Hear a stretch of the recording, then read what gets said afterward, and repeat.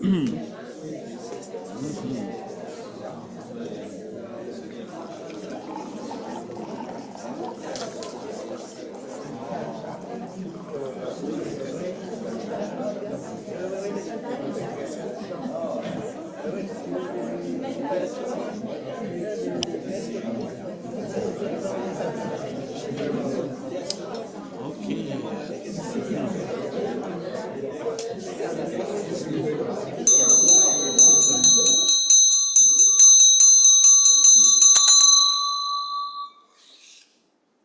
Voilà. Bonjour tout le monde. Vous allez bien? C'est bon, ça fait très plaisir d'être avec vous aujourd'hui. On a cet après-midi une petite conférence sur le thème de l'amour et l'attachement. C'est OK tout le monde? Pas trompé de sujet. Pas de cours de cuisine tibétaine, non. OK, une prochaine fois. OK, c'est bon. On va commencer peut-être, c'est bon, par une petite méditation. OK, c'est bon. Je vais faire juste commencer par un petit chant en langue tibétaine avec comme certaines paroles du Bouddha pour la paix, la sagesse, la compassion. Après aussi avec le son du bol, comme ça. Donc, c'est faire une petite méditation. Donc, juste pendant la méditation, un peu lâcher prise, OK, sur nos activités quotidiennes. C'est sûr, on est toujours très occupé. Moi aussi, OK, occupé souvent. Donc, comme ça, notre activité, exemple, notre famille, notre travail, c'est nos activités, toujours plein dans notre tête. Donc, si on veut bien apprécier ce moment-là ensemble pendant seulement 1h30, c'est bon de bien préparer notre esprit avec une bonne motivation positive et aussi lâcher prise comme ça. Donc, vous pouvez simplement aussi, si vous êtes déjà habitué avec la méditation, comme exemple, si vous connaissez la méditation du calme mental ou d'autres, utilisez cette méthode-là. Ou simplement, sinon, utilisez votre respiration comme juste point d'ancrage, OK? Votre esprit concentré sur la respiration. Donc, juste prendre conscience pendant qu'on expire, inspire. Si votre esprit, vous arrivez à bien placer votre esprit sur la respiration, sans penser à d'autres choses, donc naturellement, vous allez tranquillement installer la paix en vous. Quand notre esprit n'est pas trop dans le mouvement, OK, à gauche, à droite, comme nous on appelle des fois le singe, OK, le monkey mind, l'esprit du singe. Quand notre esprit, ou le hamster, OK, des fois on dit le hamster. Donc notre esprit est trop comme ça, quand il n'est pas comme ça, quand il est vraiment bien posé sur quelque chose, naturellement la paix s'installe en nous. Donc quand la paix s'installe en nous, après, la vie devient beaucoup plus facile de toute façon, OK? C'est toute notre vie, OK? La vie belle ou moins belle, c'est pas tant que ça relié avec l'extérieur, notre situation. Exemple, des fois, certaines journées, il fait belle température, des fois trop chaud, des fois trop froid, des fois trop de pluie, des fois trop de neige. Pas maintenant, mais... Donc, des fois, il y a certaines situations moins agréables dans la vie, des fois la maladie, quelque chose, mais c'est pas beaucoup, c'est pas le facteur principal pour notre bonheur. Notre bonheur est vraiment dépend beaucoup plus de notre état intérieur que des situations extérieures. Il y a beaucoup de gens, des fois, ils vivent certaines situations extérieurement difficiles, mais c'est intérieurement capable de garder la paix. Des fois, on a des situations extérieures agréables, plus faciles, mais difficiles de trouver la paix. Donc, ce n'est pas relié principalement à l'extérieur. Quand même, moi, quand j'étais environ 20 ans, quand j'avais environ 20 ans, j'ai commencé à voyager plusieurs endroits, donc plusieurs pays en Afrique, en Amérique centrale. Puis, au départ, ma vision, c'était que c'est dans les pays où il y a moins de ressources matérielles plus abondantes, les gens doivent être plus malheureux. Mais j'ai vu pas du tout comme ça, non. Après, donc tranquillement, j'ai réfléchi. Je pense que le bonheur, c'est pas seulement à l'extérieur. Donc, comme ça, la philosophie bouddhiste m'a beaucoup intéressé. OK, c'est bon, je ne vais pas trop parler. On va commencer par une méditation. Bon, mon petit singe agité. OK, c'est bon. On va faire une petite méditation.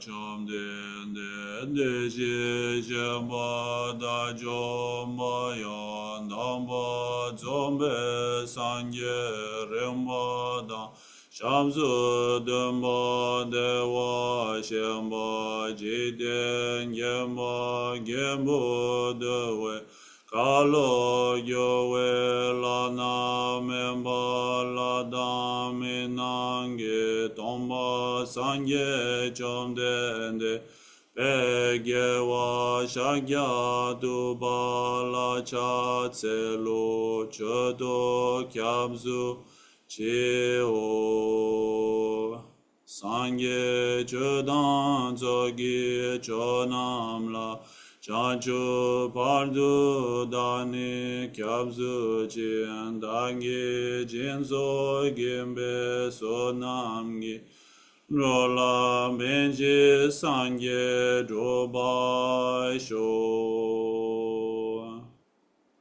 logbe yula yewa shi che chi yandan don la tsushin chubai Shine langdon sundu jewe lam nyudu gyula gyewa jenge lo.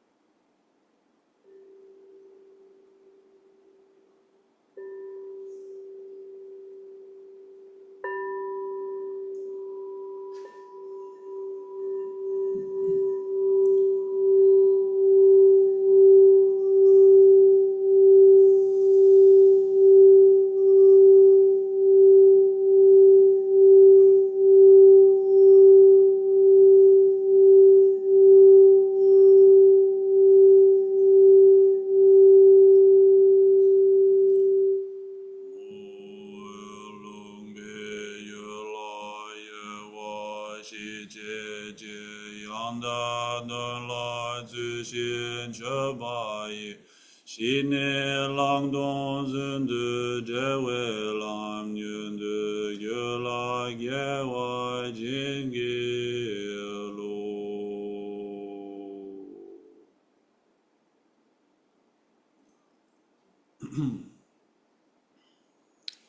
OK, c'est bon tout le monde? Bonne méditation? OK, c'est bon. Donc, comme ça, on va commencer, comme ça, bien préparer notre esprit. C'est bon, parce qu'on dit dans la philosophie bouddhiste, c'est plus important notre état d'esprit, notre motivation. Si on a une bonne motivation positive, donc c'est notre travail, notre journée, tout est positif. Si notre esprit n'est pas très positif, donc même si on a une belle vie, bel environnement, belle famille, bon travail, belle santé, exemple, OK? Donc on ne sera pas tellement heureux non plus. C'est vraiment beaucoup dépend de notre état d'esprit, notre motivation. Donc comme ça, c'est qu'est-ce que je vais un petit peu partager avec vous aujourd'hui. On n'a pas juste comme petit temps, OK? Juste 1h30, OK? C'est pas en détail comme dans le monastère, par exemple, où mon principal professeur, principal enseignant, s'appelle Lama Samten, un moine tibétain. Lui, où il a enseigné, lui il a étudié, c'est au Tibet, commencé au Tibet, et après en Inde, quand il s'est exilé en Inde. Leur monastère qui s'appelle Ganden, qui a été fondé en 1409. Dans ce monastère-là, il y a plusieurs milliers de moines qui étudient là-bas, environ pendant habituellement minimum 15-16 ans d'études, souvent 20 ans, souvent 22 ans, 25 ans, des fois plus. Donc, nous, on n'a pas le temps comme ça aujourd'hui. Juste 1h30. Mais comme ça, quand même, qu'est-ce que je partage avec vous? Quand même, c'est un peu l'essence, l'essentiel du message du Bouddha. Qu'est-ce que le Bouddha a enseigné durant sa vie? C'est cet enseignement-là. Donc, comment on peut trouver le bonheur. Donc, c'est premièrement pour comprendre notre sujet d'aujourd'hui sur l'amour et l'attachement. Pour vous aider à comprendre, je vais juste un petit peu expliquer un peu comme derrière, un peu comme sur quoi c'est fondé cet enseignement-là que je vais partager avec vous aujourd'hui. Cet enseignement que je partage avec vous aujourd'hui, c'est pas mon enseignement personnel du tout. Juste qu'est-ce que j'ai reçu. J'ai eu beaucoup de chance de recevoir des enseignements de plusieurs personnes, plusieurs maîtres, comme Lama Samten, Dalai Lama, d'autres maîtres aussi. Donc, comme ça, cet enseignement-là qui vient aussi, lui, vraiment loin derrière, qui vient de l'Inde, dont un maître qui s'appelle, on appelle Bouddha. Okay? Comme ici, juste pour un peu un souvenir, OK? Souvenir. Des fois, à la maison, on garde souvenir de notre famille, OK? Photo de notre famille. C'est exemple mon grand-père, grand-mère, parents, OK? Quand même, je garde photo de eux en souvenir. Exemple, OK? Donc, même chose, c'est photo de Bouddha un peu en souvenir. Pourquoi se souvenir? Parce que pour se souvenir de l'enseignement du Bouddha. Pourquoi se souvenir de l'enseignement du Bouddha? Parce que l'enseignement du Bouddha nous aide dans la vie quotidienne pour être heureux. Donc, comme ça, c'est cet enseignement-là que je partage avec vous aujourd'hui vient d'un maître qui s'appelle Bouddha, mais réellement, son nom, comme nous, exemple, notre nom, chacun a un nom comme que nos parents nous ont donné. Exemple, moi, c'est Jason, OK? Donc, comme ça, c'est Bouddha, c'est pas le nom que ses parents lui ont donné. Lui, il s'appelle Siddhartha. Siddhartha Gautama. Siddhartha, c'est en sanskrit, OK? En tibétain, il traduit Tondrup. Tondrup, ça veut dire celui qui accomplit son objectif. Donc, je pense que Siddhartha, son nom, ça marche. Certains des fois, le nom, on ne sait pas qu'est-ce que ça veut dire. Jason, je ne sais pas ce que ça veut dire, mais Siddhartha, c'est lui, ça marche, son nom. Donc, vraiment, qu'est-ce que ça veut dire? C'est exactement, accomplir son objectif. Donc, comme ça, Siddhartha, lui, c'est comme nous, à la base, OK, un être humain comme nous, OK? Il n'y a pas, dans l'enseignement bouddhiste, comme c'est un peu différent de certaines traditions spirituelles ou religieuses. Des fois, on parle plus comme exemple un être suprême, quelque chose. Mais dans l'enseignement bouddhiste, on dit chacun de nous, on a le même potentiel. Ça veut dire nous-mêmes, on peut devenir aussi pleinement heureux. On appelle Bouddha. Donc, en langue sanskrite, Bouddha, ça veut dire c'est l'état que, par exemple, Siddhartha Gautama lui a atteint. Qu'est-ce qu'il a atteint comme état? C'est qu'il a compris la nature de son esprit. Lui-même a travaillé sur son esprit pour trouver le bonheur qu'il a besoin. Regarde quand même nous, qu'est-ce qu'on fait durant notre vie depuis qu'on est jeune, depuis qu'on est né, depuis qu'on est bébé. Exemple, OK? Même quand on était bébé, on est sorti du ventre de notre mère, première chose qu'on fait, on pleure. On pleure pourquoi? Il y a quelque chose qui ne nous convient pas. Donc, on cherche quelque chose d'autre. Peut-être c'est trop froid. Peut-être on a trop faim.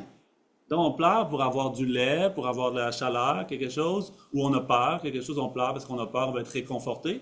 Donc, quand même, on cherche quelque chose, on cherche du bonheur, on cherche le réconfort, on cherche la chaleur, la nourriture, le lait, etc. Donc, depuis qu'on est né, après on est devenu enfant, après on a souhaité être heureux, on voulait comme tel cadeau pour notre fête, pour Noël, quelque chose. C'est quand même, si regarde jusqu'à adolescent, adulte, maintenant encore. Qu'est-ce qu'on fait?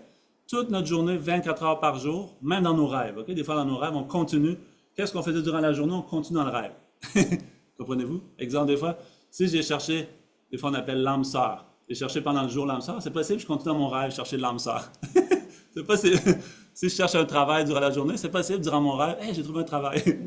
Par exemple, OK? C'est ça, c'est notre vie comme ça. 24 heures par jour, je pense, on cherche toujours le bonheur, le bien-être, mais c'est pas sûr qu'on le trouve. Des fois, on met beaucoup d'efforts pour quelque chose, trouver le bonheur. À la fin, pire encore. Ça va pire encore. Comprenez-vous? Des fois, exemple, mettons, juste un exemple. Des fois, quelque chose est brisé, on ne sait pas trop comment réparer. On essaie de réparer. À la fin, il est plus brisé encore. Par exemple, OK? C'est comme ça. Même chose, exemple, si je ne savais pas la maladie, donc je ne connais pas bien le médicament, je n'ai pas consulté quelque chose de bonne information, j'ai pris un médicament, c'est possible qu'il nuise encore plus à ma santé. C'est possible. Comme ça, donc c'est vraiment, on cherche le bonheur, mais comment trouver le bonheur? C'est pas toujours concordant. Donc, quel exemple de personne cherche le bonheur, mais a trouvé le bonheur? C'est Bouddha. Donc, Bouddha, il dit, qui peut trouver ce bonheur? Tout le monde. Il n'y a aucune différence. Dans la philosophie bouddhiste, tous les êtres qui possèdent un esprit, comme nous, on a le potentiel de trouver le bonheur. Donc, le mot sanskrit Bouddha réfère plus à un potentiel et à un état que l'on peut tous atteindre. En langue sanskrit, Bouddha, okay, en tibétain, ils ont traduit par Sangye, 2 syllabes qui réfèrent à ça. Réfèrent à quoi? Libérer l'esprit ou nettoyer l'esprit ou réveiller l'esprit de l'ignorance et des perturbations mentales.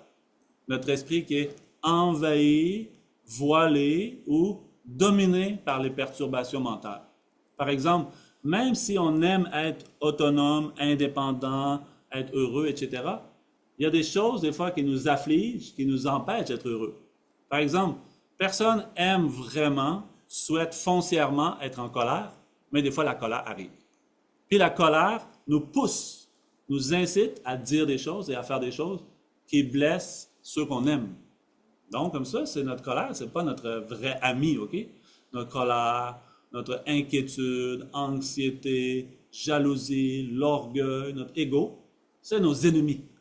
Ceux-là, c'est possible, tout le monde, de s'en libérer. Donc, Bouddha, lui, a réussi.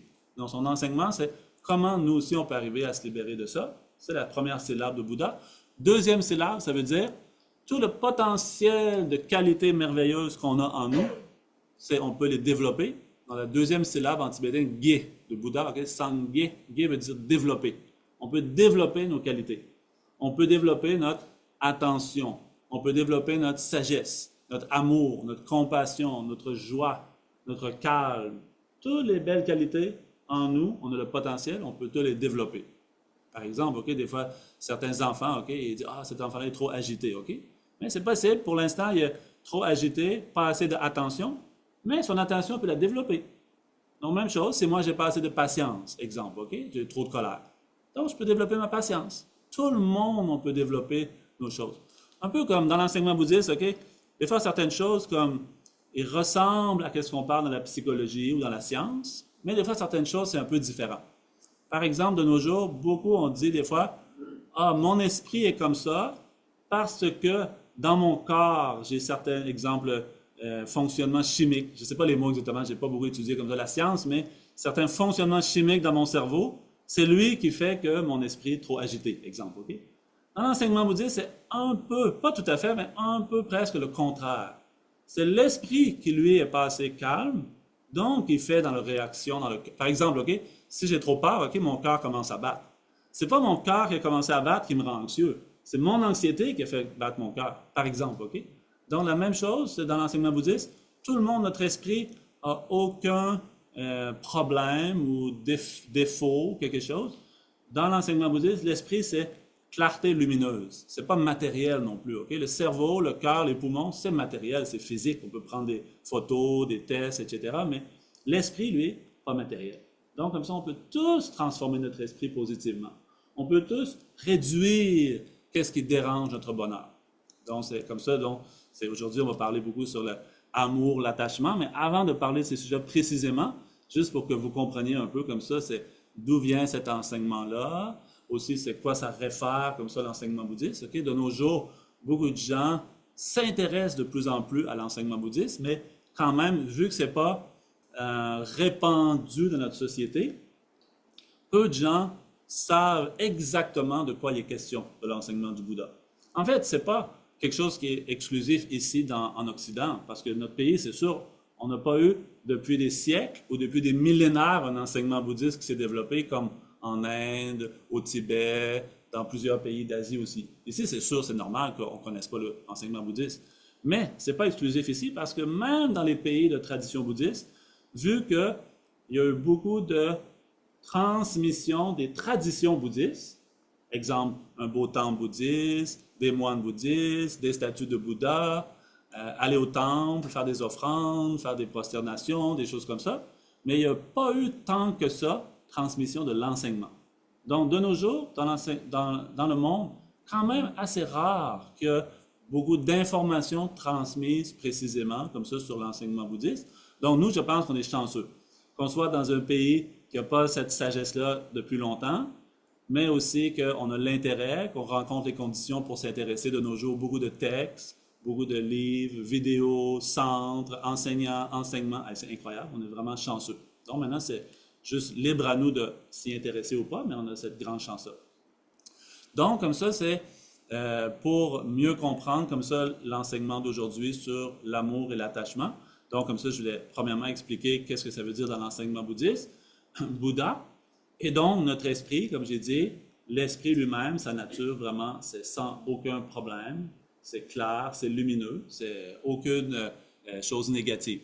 Donc, comme ça, dans les textes bouddhistes, on dit l'esprit est clair et lumineux, seulement il y a des impuretés ou des voiles temporaires. Donc, dans l'enseignement bouddhiste, qu'est-ce qu'on explique? Okay? C'est sûr, notre personne, par exemple, il y a plusieurs aspects à notre personne, mais entre autres, juste pour le présenter très brièvement, très simplement, on a un corps et un esprit. En général, on a comme ces deux parties-là de notre personne. Et comme j'ai dit dans l'enseignement bouddhiste, le corps, lui, tout ce qui concerne le corps, que ce soit la peau, les os, le sang, les organes, le cerveau, tout ça, c'est matériel, ça fait partie du corps. L'esprit, lui, c'est quelque chose qui est avec le corps, ensemble avec le corps, mais qui n'est pas matériel, qui n'est pas quelque chose de physique. Donc, comme ça, dans l'enseignement bouddhiste, quand on dit l'esprit est clair et lumineux, vraiment, il n'y a pas quelque chose de matériel, physique. Donc, pour transformer l'esprit, dans l'enseignement bouddhiste, on dit que le bonheur se trouve dans l'esprit. C'est notre esprit lui-même comme un peu par la transformation de notre esprit. On appelle dans l'enseignement bouddhiste comme ça la méditation. En langue tibétaine, on dit gom. Gom, ça veut dire méditation. Donc, de nos jours, quand on dit méditation, qu'est-ce que les gens pensent, premièrement, à la méditation? Je pense que beaucoup de gens, quand ils entendent le mot méditation, ils ont beaucoup de stéréotypes. Par exemple, okay, si on dit méditation, peut-être on pense absolument, il faut aller sur quelque chose comme sur un coussin avec les jambes croisées. Okay, des fois, j'ai demandé comme ça dans les groupes scolaires, aussi avec les enfants, est-ce que vous connaissez la méditation? Donc, les enfants, ils disent, oui, je connais la méditation. La méditation, on doit s'asseoir comme ça, mettre les mains comme ça, après fermer les yeux, c'est ça, OK? C'est comme ça, beaucoup de... C'est bon, quand même c'est bon que les enfants ou les gens connaissent en général la méditation, mais c'est souvent, dans bien des cas, un peu l'aspect plus comme un peu stéréotype ou plus superficiel ou extérieur de la méditation qu'on connaît. Donc peut-être que les gens pensent que la méditation, c'est juste arrêter de penser, rien penser, faire le vide, fermer les yeux, suivre ma respiration, suivre mes sensations. OK, c'est la méditation. Peut-être que certaines personnes, oui, approuvent comme ça, mais dans l'enseignement bouddhiste, non, pas du tout comme ça. Dans l'enseignement bouddhiste, bien qu'il y ait, oui, une certaine importance pour la posture de méditation, des choses comme ça, c'est secondaire. Juste pour assister la méditation de l'esprit. Vraiment, qu'est-ce qui est important dans la méditation? C'est l'esprit.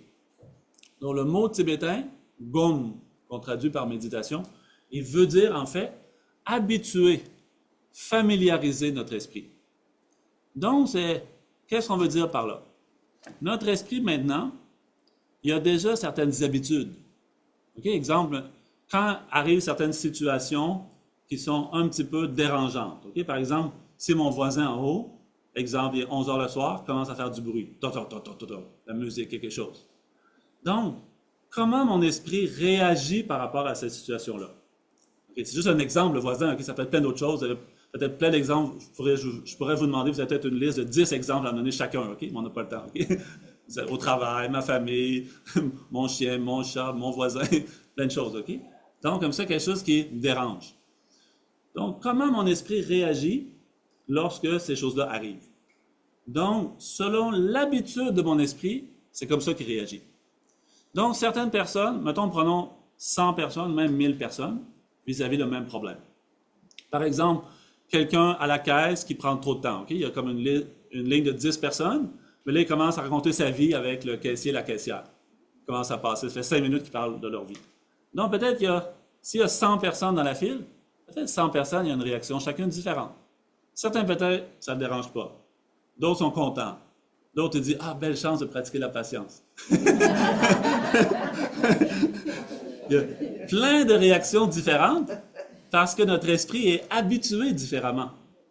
Donc, le fait qu'on soit heureux, malheureux dans telle ou telle situation, qu'on soit facilement dans l'attachement, facilement dans la compassion, facilement dans la tolérance, facilement dans la colère, facilement dans l'inquiétude ou dans le calme, c'est à cause de nos habitudes de pensée, nos habitudes de notre esprit.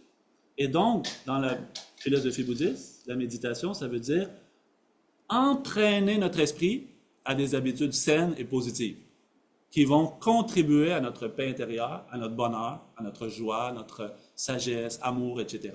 Donc, c'est ça le sens de méditation. Donc, réellement, si quelqu'un dit « je ne suis pas capable de m'asseoir les jambes croisées », ou mettons, dit quelqu'un « j'ai pas de jambes », OK? Est-ce que j'ai impossible de méditer? Non, ça n'a pas rapport avec ça du tout. C'est peu importe la posture. Ah, j'ai pas de centre bouddhiste proche de chez moi. Pas important non plus, l'endroit pas important. À la maison, à l'extérieur. Mais l'extérieur, si au Québec, pas trop l'hiver, par contre. Donc, comme ça, c'est l'endroit ne dérange pas, la posture ne dérange pas, le moment de la journée, matin, midi, soir. Tous les moments sont bons pour entraîner mon esprit à être positif, à être heureux. Exemple, OK? Combien, je ne sais pas, ici à Montréal, j'imagine la même chose. C'est moi maintenant, ces temps-ci, je suis plus à Toronto, OK? On a un centre là-bas, donc j'ai vu beaucoup de, quand je marche sur la rue, beaucoup de, centre de gym, OK? Centre de conditionnement. Donc oui, on va au gym pour faire, comme le corps, entraînement physique, OK? Pour le corps. Donc, combien de personnes entraînent le corps physique pour certains exercices comme le vélo, jogging, yoga, etc.? Très important. Mais combien entraînent pour l'esprit? Je pense plus pour le corps que l'esprit. Donc, ça nous montre que les gens sont plus concernés vers l'extérieur, mais peut-être aussi le fait que les gens ne savent pas, justement. Comme moi, avant de connaître l'enseignement bouddhiste, j'avais aucune idée c'était quoi l'esprit, aucune idée qu'on pouvait entraîner son esprit. Ces choses-là, je ne connaissais pas. Donc, c'est aussi le fait qu'on ne connaît pas ces choses-là. Donc, de toute façon, l'enseignement bouddhiste, le mot en tibétain, bouddhiste, OK? Bouddhiste, c'est plus une traduction peut-être faite par quelqu'un de l'extérieur, OK? Mais sinon, le mot en tibétain pour bouddhiste, c'est Nangpa. Donc, ça n'a pas de lien avec le mot Bouddha qui est Sangye. Comme nous, bouddhiste, c'est comme relié avec Bouddha, OK? Bouddha, bouddhiste. Mais en langue tibétaine, c'est pas comme ça, c'est Sangye et Nangpa. Donc, Nangpa, ça veut dire personne intérieure. C'est le sens de bouddhiste, OK? Donc, les gens, des fois, ils pensent, hey, peut-être si je vais dans le centre bouddhiste, je vais devenir bouddhiste. Mais non, pas rapport, du tout. Il y a même un dicton tibétain qui dit, peut-être que le moine aîné, OK? Le moine aîné, ça veut dire dans le monastère, il y a un qui a le plus d'expérience, ça fait longtemps qu'il est là. Il y a un dicton tibétain qui dit, peut-être que le moine aîné n'est pas encore bouddhiste. Parce qu'à l'intérieur, on ne sait pas ce qui se passe. Regarde, des fois, c'est pareil dans la politique, OK? Quelqu'un dans la politique, il peut dire quelque chose, intérieurement, on ne sait pas ce qu'il pense. Donc, même chose, OK? Oui, quelqu'un peut porter la robe de moine, mais l'habit ne fait pas le moine. C'est pas à l'extérieur. Pas à l'extérieur du tout. Donc, vous, c'est pour trouver le bonheur, rien besoin de changer. Pas besoin d'aller dans le centre bouddhiste, pas besoin de couper vos cheveux, pas besoin de la robe comme ça. Juste, pourquoi Bouddha a fait comme ça? Pour donner un exemple, pour que les gens ils savent, oh, cette personne-là a choisi le chemin intérieur. Cette personne-là pratique le chemin intérieur. Donc, comme ça, certains signes pour un peu aider les gens à y réfléchir, à y penser. Comme j'ai dit tantôt, Bouddha, c'est plus comme pour nous un souvenir. Okay? Des fois, exemple, on a un tatouage, on a un objet matériel, un bracelet qu'on garde en souvenir de quelque chose pour nous aider. Non, c'est la même chose, juste comme un souvenir. Raser mes cheveux, aussi c'est pratique, pas besoin de se coiffer. Pas besoin de se demander ce qu'on porte le matin. Comme ça. Donc, c'est de toute façon, comme ça, l'enseignement du Bouddha, c'est vraiment comme une sagesse, philosophie. On ne doit pas penser que l'enseignement du Bouddha, c'est quelque chose que le Bouddha a inventé. L'enseignement du Bouddha, c'est quelque chose qu'il a juste expliqué. Par exemple, est-ce que les scientifiques ont inventé la foudre? Est-ce que les scientifiques ont inventé, les géologues ont inventé les roches? Ils n'ont rien inventé. Ils ont juste décrit la nature de ces pierres. Ils ont juste décrit la nature de la température ou le climat, etc. Donc, de la même façon, le Bouddha n'a rien inventé. Il a juste décrit. Lui-même a l'expérience. De nos jours, plein de gens ont un bon cœur pour aider pour les autres, mais tant que nous, on n'a pas fait ce chemin pour arriver jusqu'à ce bonheur-là, comment expliquer aux autres? Par exemple, ok, si moi, j'ai jamais été dans l'Himalaya. Ok, dans l'Himalaya, quand les gens traversent l'Himalaya, ils prennent l'aide et ils appellent un Sherpa. Sherpa, ça veut dire comme une personne qui a l'habitude de passer par ces sentiers-là. Il sait la route, il sait quoi éviter, comment faire, apporter la nourriture, tout ça. Donc, il marche très vite avec les équipements. Donc, lui, le Sherpa peut nous guider au bon endroit. S'il y a une bonne motivation, ça peut nous tromper aussi, mais c'est ça, il peut nous guider. Donc, si nous, on n'est jamais allé quelque part, comment guider quelqu'un? Okay? Si vous n'êtes jamais allé au Tibet, vous dites, OK, si vous voulez me suivre, je vais vous guider, amener au Tibet, marcher dans la montagne, mais c'est pas sûr, peut-être, ça va, à la fin, plus personne ne va rester vivant. Comme ça, c'est difficile. Donc, de nos jours, beaucoup de gens, oui, disent, je vais aider quelque chose, mais soi-même, pas encore rendu à ce bonheur-là qu'on explique aux autres, c'est difficile. Donc, moi aussi, c'est la même chose. Moi, je ne dis pas que j'ai trouvé le bonheur de Bouddha, etc. Je suis comme vous, même chose. J'ai appris ce que le Bouddha a enseigné. Lui, il a réussi à trouver ce bonheur-là. Donc, comme ça, je fais juste vous le partager. J'espère que aussi vous avez trouvé avant moi. Moi, j'espère le trouver, mais j'ai encore plus. J'espère que les autres aussi vont le trouver aussi, pas seulement moi. Donc, comme ça, c'est de toute façon l'enseignement du Bouddha. Tout le monde peut trouver le grand bonheur. Il n'y a aucune différence, ok, de moi, je ne suis pas bouddhiste, est-ce que je peux trouver ce bonheur? Aucune. C'est de dire je suis bouddhiste. C'est juste notre ego, notre identification comme conceptuelle. Je suis bouddhiste. C'est pas important. Pas important. Exemple, qu'on soit homme, qu'on soit femme, qu'on soit Canadien, Québécois ou une autre nationalité, ça change rien. On a tous le même potentiel. Il n'y a aucune différence. Notre couleur de peau, notre nationalité, notre sexe, notre âge, aucune différence. Tout le monde, on peut trouver ce bonheur-là. Dans l'enseignement bouddhiste, il dit même aussi tous les êtres vivants, pas seulement les êtres humains, aussi les animaux. Exemple, notre chat, notre chien. Mais juste notre chat, notre chien, pour le moment, un peu difficile. Si on lui dit, viens méditer avec moi pour trouver le bonheur, c'est plus difficile, OK? Quand même, il est capable de rester calme, des fois avec nous, mais vraiment, comment méditer? Difficile, OK? Ou même chose, si vous dites, moi j'aime beaucoup les moustiques, viens méditer avec moi. Je ne pense pas aussi, c'est difficile, OK? Donc, pour le moment, difficile, mais dans l'enseignement bouddhiste, on dit, prochaine, après quand on quitte ce corps-ci, encore une autre vie. Donc, c'est possible aussi, le moustique ou le chat, le chien, est capable comme ça de trouver le bonheur. OK. Donc, comme ça, juste pour une petite introduction sur qu'est-ce que c'est donc le sens de Bouddha, un petit peu sur la philosophie bouddhiste, et aussi donc, sur l'esprit. Qu'est-ce que c'est? Maintenant, vous comprenez un peu dans l'enseignement bouddhiste, qu'est-ce que ça veut dire l'esprit? Ça veut dire vraiment pas quelque chose comme des fois de nos jours on dit dans le cerveau, OK? Mais c'est correct, si quelqu'un accepte l'esprit dans le cerveau, c'est correct, mais dans l'enseignement bouddhiste, c'est différent, OK? Parce que cerveau, c'est matériel, OK? C'est composé des 4 éléments, terre, eau, feu, air, les molécules, les atomes, OK? L'esprit, lui, c'est différent. L'esprit, il peut comprendre les choses. Par exemple, de nos jours, nous, on appelle, comme on dit de nos jours, l'intelligence artificielle. Des fois, c'est possible. Certaines personnes, ils pensent l'intelligence artificielle, c'est comme une personne, OK? Exemple, lui aussi. Une fois, quelqu'un m'a déjà demandé, est-ce que c'est possible un jour l'intelligence artificielle atteigne l'éveil, comme Bouddha, OK? C'est pas comme ça, non, c'est impossible parce que l'esprit, c'est différent. C'est les choses comme ça, c'est relié avec plus comme la technologie, la matière, OK? Mais réellement, comment l'esprit, notre esprit en tant qu'être humain fonctionne, c'est vraiment incroyable. Donc, comme ça, pour un peu, donc maintenant, je vais plus entrer en détail sur le sujet de l'amour, l'attachement, avec cette comme première fondation comme ça. Donc, comme ça, dans l'enseignement bouddhiste, on dit, l'esprit, lui, sa nature vraiment pure, sans aucun problème. Mais, il est temporairement voilés par des choses comme ça qui nous font obstacle, qui nuisent à notre bonheur. Donc, dans l'enseignement bouddhiste, comme ça, on appelle, en sanskrit, on appelle klesha. Okay? En langue tibétaine, ils traduisent par nyongmong, qui veut dire, comme les deux syllabes veulent dire deux choses. Nyon, ça veut dire un peu comme, en anglais, on dirait crazy, ok? Fou, un peu fou. Mong, ça veut dire comme confus. Fou et confus. Donc, qu'est-ce qui nuit à notre bonheur? C'est ce qu'on traduit souvent par les perturbations mentales. Quelque chose qui voile notre esprit, mais qui nous empêche de trouver le bonheur qu'on a besoin. Nous, notre vision au quotidien est tellement, par la force de l'habitude, de nos empreintes sur notre esprit, on a toujours plus tendance à penser que l'atteinte du bonheur ou la réduction de la souffrance se fait par des méthodes externes. Par exemple, moi, pour être heureux, je vais déménager tel endroit. Moi, pour être heureux, je vais changer de travail. Moi, pour être heureux, je vais changer de conjoint. Moi, pour être heureux, je vais m'acheter telle chose. Moi, pour être heureux, je vais partir en voyage. Mais c'est bon, je ne dis pas que c'est mauvais. Mais est-ce que ces méthodes ont le réel pouvoir de nous rendre heureux?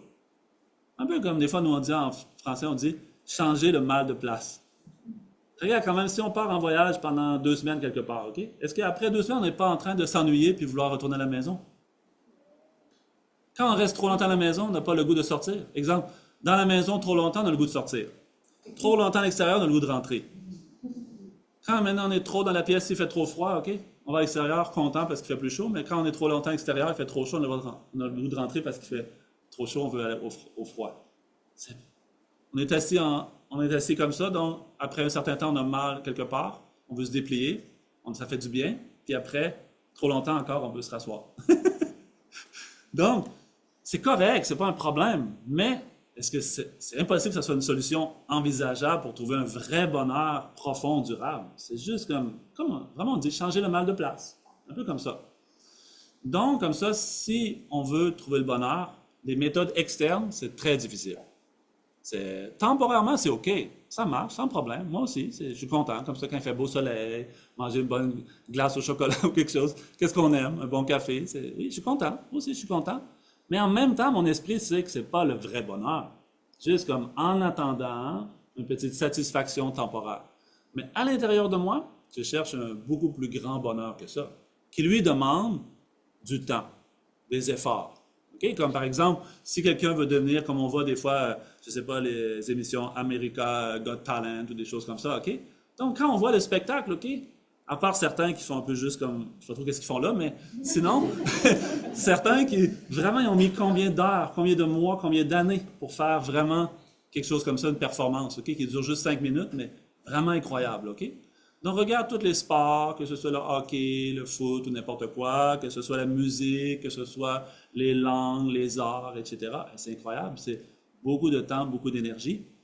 Donc, de la même façon, si je veux trouver le bonheur intérieur, il faut que je mette des efforts, il faut que je m'entraîne dans le positif continuellement.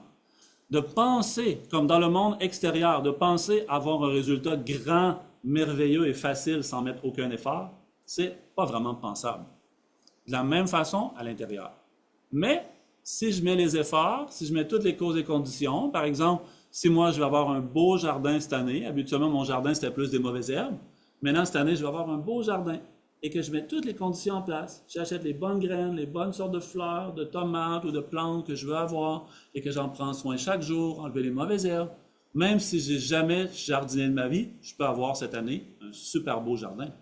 Donc de la même façon, si moi j'entraîne mon esprit, si chacun de nous entraîne son esprit positivement, même les plus fortes tendances négatives qui étaient installées depuis longtemps en moi peuvent s'adoucir, se réduire et un jour complètement anéantir. C'est possible.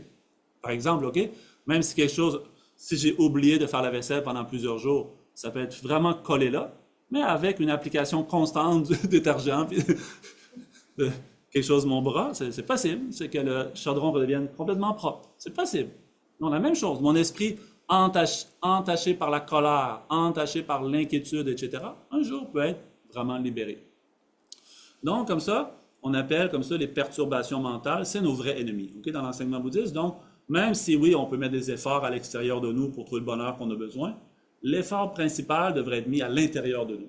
Parce que peu importe les conditions extérieures, je vais changer, tôt ou tard, il y aura encore un autre problème qui va arriver, toujours. Donc, comme ça, je vais chercher plus une solution à l'intérieur de moi. Et donc, qu'est-ce qui fait obstacle à mon bonheur? C'est ce que je disais tantôt, les nyomon, ce qui me rend fou, perturbé et confus. Donc, dans les enseignements bouddhistes, il y a plusieurs façons de les regrouper, les diviser, de les classifier, mais principalement, on peut parler comme ça de 5 émotions perturbatrices ou perturbations mentales. Est-ce que, j'ai oublié, Jacqueline, est-ce que, comme tu sais, la petite, l'affiche derrière, il y a les émotions? Est-ce que tu as une affiche? Juste apporter une, s'il te plaît, OK? Donc, comme ça, c'est 5, on peut regrouper comme ça en 5 émotions perturbatrices principales qui sont qu'est-ce qui nuit à notre bonheur. Merci beaucoup. Et donc, parmi celles-ci, OK? Aussi, si vous aimez, OK, à la fin, on en a ici pour tout le monde, vous pourrez apporter, OK? C'est avec un côté, c'est l'image qui est ici avec les étapes de méditation du calme mental. Aujourd'hui, on n'a pas beaucoup de temps de parler de ça, mais derrière aussi, vous avez, en dessous de l'image de la Masemten, il y a 5 émotions, comme dedans, qu'est-ce que je parle un petit peu maintenant, OK? Donc, il y a comme ça les émotions perturbatrices qu'on appelle, OK? Qu'est-ce qui voile notre esprit, qui nous empêche d'être heureux? Donc, c'est pas notre voisin ou quelque chose à l'extérieur de nous qui est la réelle source de mon problème, mais c'est à l'intérieur de moi, ces voiles, ces émotions perturbatrices. Donc, une de ceux-là, c'est l'attachement. Dans notre sujet aujourd'hui, on a dit l'attachement et l'amour, OK? De nos jours, beaucoup de gens, pourquoi j'ai choisi ce sujet-là? Okay? C'est la première fois que je faisais vraiment comme conférence sur ce sujet-là, parce que beaucoup de gens souvent posent la question à ce propos-là. Donc, comme ça, pour vraiment clarifier. Donc, dans l'enseignement bouddhiste, okay, c'est sûr que si vous regardez dans le dictionnaire français ou anglais, la définition du mot attachement, la définition du mot amour, ce ne sera pas celle que je vais vous donner aujourd'hui. En fait, il n'y aura pas de mot dans le dictionnaire français qui va décrire ce que je vais vous parler aujourd'hui, parce que ce que je vais vous parler, ça vient de la sagesse du Bouddha, qui n'est pas vraiment connue ou répandue dans notre monde. Et donc, ces concepts-là ne sont pas expliqués clairement dans les termes qu'on utilise habituellement. Et donc, comme ça, notre définition habituelle de l'attachement, notre définition habituelle de l'amour, pour le moment, si vous voulez comprendre ce que je vais dire, il faut que un peu vous laisser de côté un peu cette définition habituelle qu'on a sur l'amour, l'attachement. Dans l'enseignement bouddhiste, qu'est-ce qu'on va appeler l'attachement? C'est quelque chose qui voile notre esprit et donc qui nuit à notre bonheur. Alors que l'amour, c'est une condition essentielle et même une des conditions les plus extraordinaires pour notre bonheur. Donc, nous, on cherche le bonheur. L'amour, c'est comme un de nos meilleurs amis pour le bonheur. Et l'attachement, c'est un de nos pires ennemis. Donc, dans le contexte du terme bouddhiste, OK? Qu'est-ce que je vais expliquer? Donc, dans l'enseignement bouddhiste, le mot attachement, à quoi il fait référence? Okay? Donc, c'est une des 5 principales, comme ça, émotions. On peut aussi résumer ces 5-là à 3, encore plus principales, les 3 premières. On va appeler comme ça l'attachement, la confusion et la colère. Donc, parmi ces 3-là, donc une qui est l'attachement. Donc, l'attachement, c'est quelque chose qui voile notre esprit, qui perturbe notre esprit aussi. Donc, de là, pourquoi notre bonheur ne vient pas? Quelque chose qui perturbe mon esprit. Par exemple, la colère. Quand moi, je veux être bien, je veux être joyeux, je veux être souriant, je veux rire, je veux m'amuser, je veux être content, si la colère arrive à mon esprit, tout ça, tout mon projet intérieur devient impossible maintenant. Je ne suis pas capable d'être souriant, content, détendu, joyeux avec la colère. Même chose avec l'inquiétude, le stress, l'anxiété. Donc, l'attachement, c'est la même chose. C'est un de ces groupes-là, avec la colère, avec la jalousie, avec l'orgueil, avec la confusion, etc. Donc, l'attachement, qu'est-ce que ça veut dire ici dans la philosophie bouddhiste? C'est un des nombreux facteurs mentaux qui accompagnent l'esprit, des éléments qui accompagnent l'esprit sans être l'esprit lui-même. Parce que ma colère, c'est quelque chose qui accompagne mon esprit, mais ce n'est pas mon esprit. Si mon esprit, celui avec lequel je suis 24 heures par jour, était identique à la colère, il faudrait que je sois en colère 24 heures par jour. Ce qui est impossible, j'espère en tout cas. Donc, la colère doit être quelque chose qui est différent, mais qui ne peut pas être séparé non plus. Il ne peut pas y avoir une colère Par exemple, cette feuille-là, vu qu'elle n'a pas d'esprit, elle ne peut pas être en colère. Okay? Peu importe les mots négatifs que je vais lui dire, elle ne va pas commencer à se mettre en colère, puis à changer de couleur, puis à vouloir me frapper. OK? Comme ça, donc, la colère va toujours être accompagnée toujours avec l'esprit. Donc, même chose pour l'attachement. Donc, l'attachement, c'est non seulement un élément qui accompagne l'esprit, ce qu'on appelle un facteur mental, mais aussi une perturbation mentale. Donc, quelque chose qui nuit à mon bonheur. Donc, qu'est-ce que l'attachement réellement? Comment on le définit dans les textes bouddhistes? L'attachement, ça veut dire un facteur mental, un voile sur notre esprit, qui, lorsqu'il observe quelque chose, que je pense à quelque chose, cette chose-là m'apparaît comme attirante, agréable, c'est ça, attirante, agréable. Est-ce qu'il y a quelque chose, OK, juste par exemple, OK, est-ce qu'il y a quelque chose dans un centre d'achat, OK, dans un centre commercial, est-ce qu'il y a quelque chose dans le centre commercial ou dans n'importe quel magasin qui est objectivement attirant? Est-ce qu'il y a comme un exemple un vêtement, une voiture, n'importe quoi, qui est objectivement attirant, que tout le monde va vouloir acheter? C'est difficile à trouver, OK? Même le chocolat ou même le café, il y a quelqu'un quelque part qui dit « j'aime pas le café, j'aime pas le chocolat ». Donc, il n'y a rien qui est... puis c'est une chance aussi, parce que si, par exemple, si vous aviez trouvé un conjoint qui était objectivement attirant, ben, ce serait difficile de trouver du temps avec cette personne-là, parce que tout le monde serait intéressé. Donc, il n'y a pas de choses comme ça qui peut être objectivement attirant. Même nous, des fois, une même chose, une même personne peut être le matin attirante et l'après-midi repoussante. Est-ce que ce n'est pas le cas?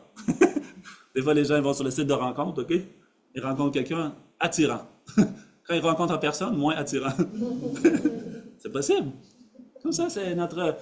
donc, même si de l'extérieur, quelque chose nous apparaît comme étant « wow, bon, incroyable », est-ce que c'est réellement « wow, bon, incroyable ». Ce n'est pas réellement comme ça. C'est l'esprit d'attachement qui voit notre esprit, qui le perçoit comme ça. Okay? Par exemple, si je mettais des lunettes qui déforment un peu la vision des choses, OK? Donc, quand je mets mes lunettes, les personnes vont apparaître comme déformées. Elles ne sont pas déformées. Elles m'apparaissent déformées parce que j'ai quelque chose qui voile cette chose-là. Donc, la même chose, quelque chose que j'observe, un vêtement, un objet dans un magasin, une personne, n'est pas attirante ou agréable, mais avec le voile de l'attachement, elle apparaît comme ça. Donc, comment fonctionne l'attachement? C'est qu'il focalise sur les qualités, sur les bons côtés, sur les beaux côtés, sur les belles choses. Par exemple, si c'est quelque chose, une odeur, il va penser aux odeurs agréables. Si c'est quelque chose, un goût, penser au goût agréable.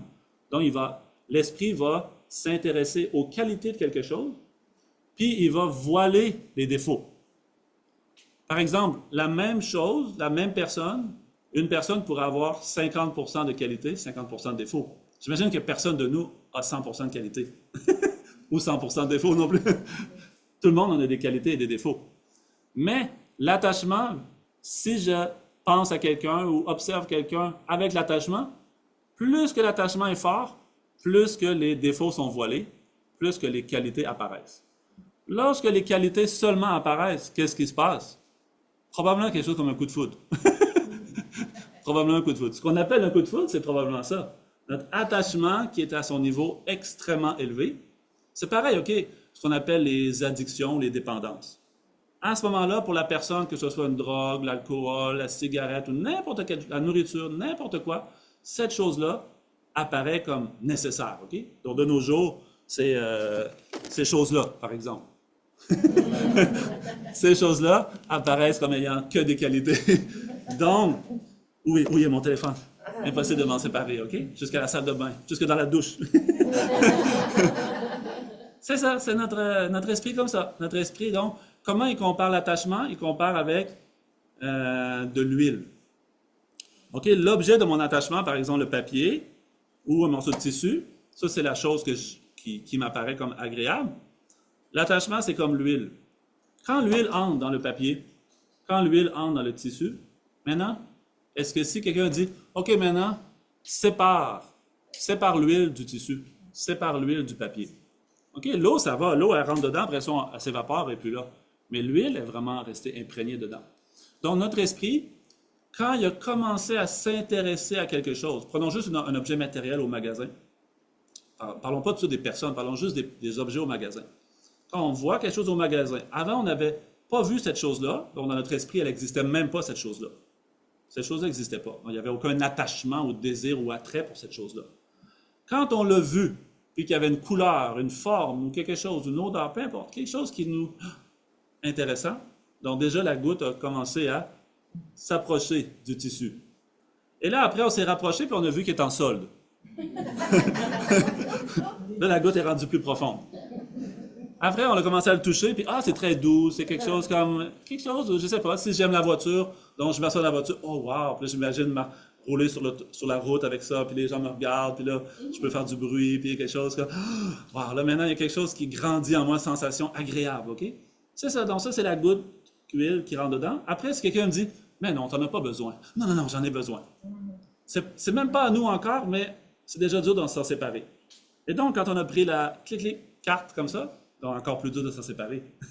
Donc, la nature même de l'attachement, c'est voiler les défauts, voir les qualités, exagérer les qualités, et juste le fait de penser être séparé de ces choses-là crée déjà une peur, crée déjà une anxiété.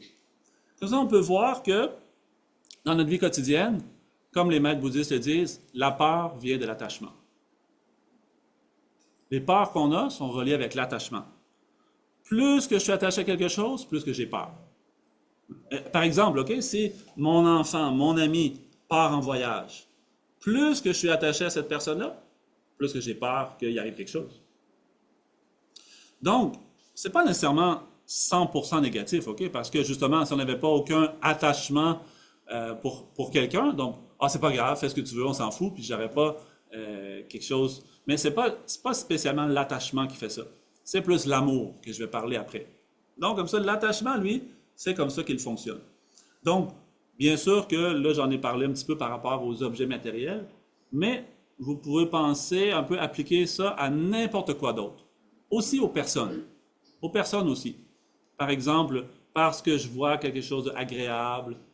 Par exemple, les gens que j'aime beaucoup, auxquels je suis attaché beaucoup, ils m'apportent quelque chose dans ma vie de réconfortant, de satisfaisant, d'heureux, que ce soit leur présence physique, le fait qu'ils m'aident, qu'ils me rendent service ou quoi que ce soit. Qu'est-ce que ces personnes-là m'apportent? Donc, je suis attaché à elles parce que pour moi, elles apparaissent comme agréables, quelque chose de positif. Mais du jour au lendemain, si ces personnes-là commencent à agir différemment, commencent à être méchantes avec moi, commencent à dire des choses négatives, et là, tranquillement, avant, moi, je voyais juste 100% de qualité chez cette personne-là. Là, j'ai commencé à avoir une journée 1%. Mais c'est pas grave, il y a 99% de qualité, c'est OK. Deuxième journée, 2%. C'est pas grave, 98%. Mais un jour, c'est rendu, mais il y a 40% de défauts pour 60, ouais, OK. Si un jour, c'est rendu, si je vois 50. Si un jour, je vois 70 de défauts, 30 de qualité.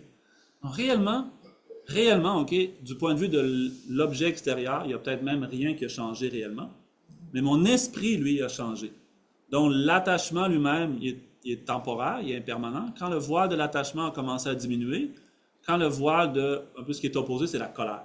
Donc, la colère, elle va apparaître parce que quand je vois des défauts chez quelqu'un, donc plus que je vois les défauts, plus que là, l'impatience va augmenter, plus que la colère va être là.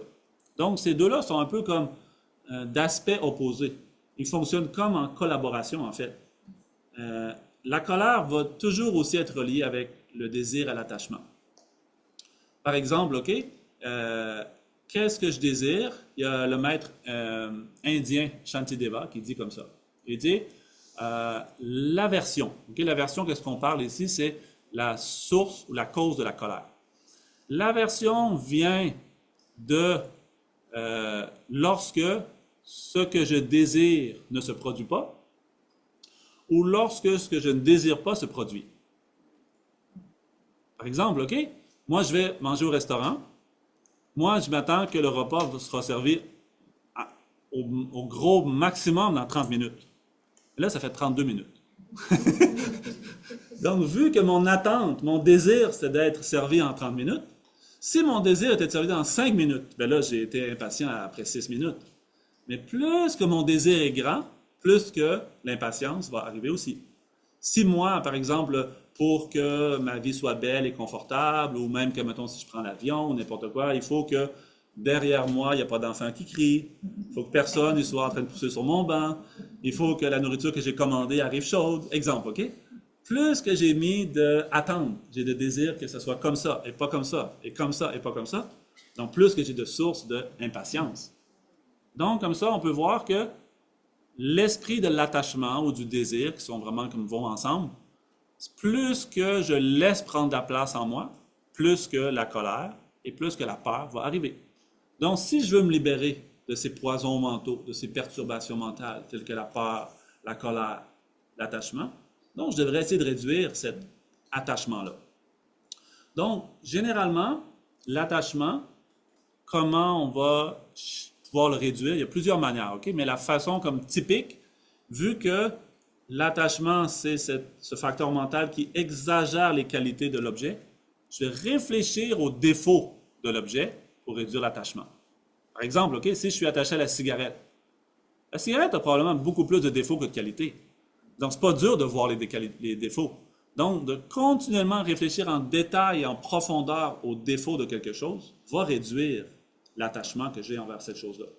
Donc, comme ça, pour des choses qui sont vraiment malsaines pour notre santé ou pour notre vie, donc ça va être beaucoup plus facile.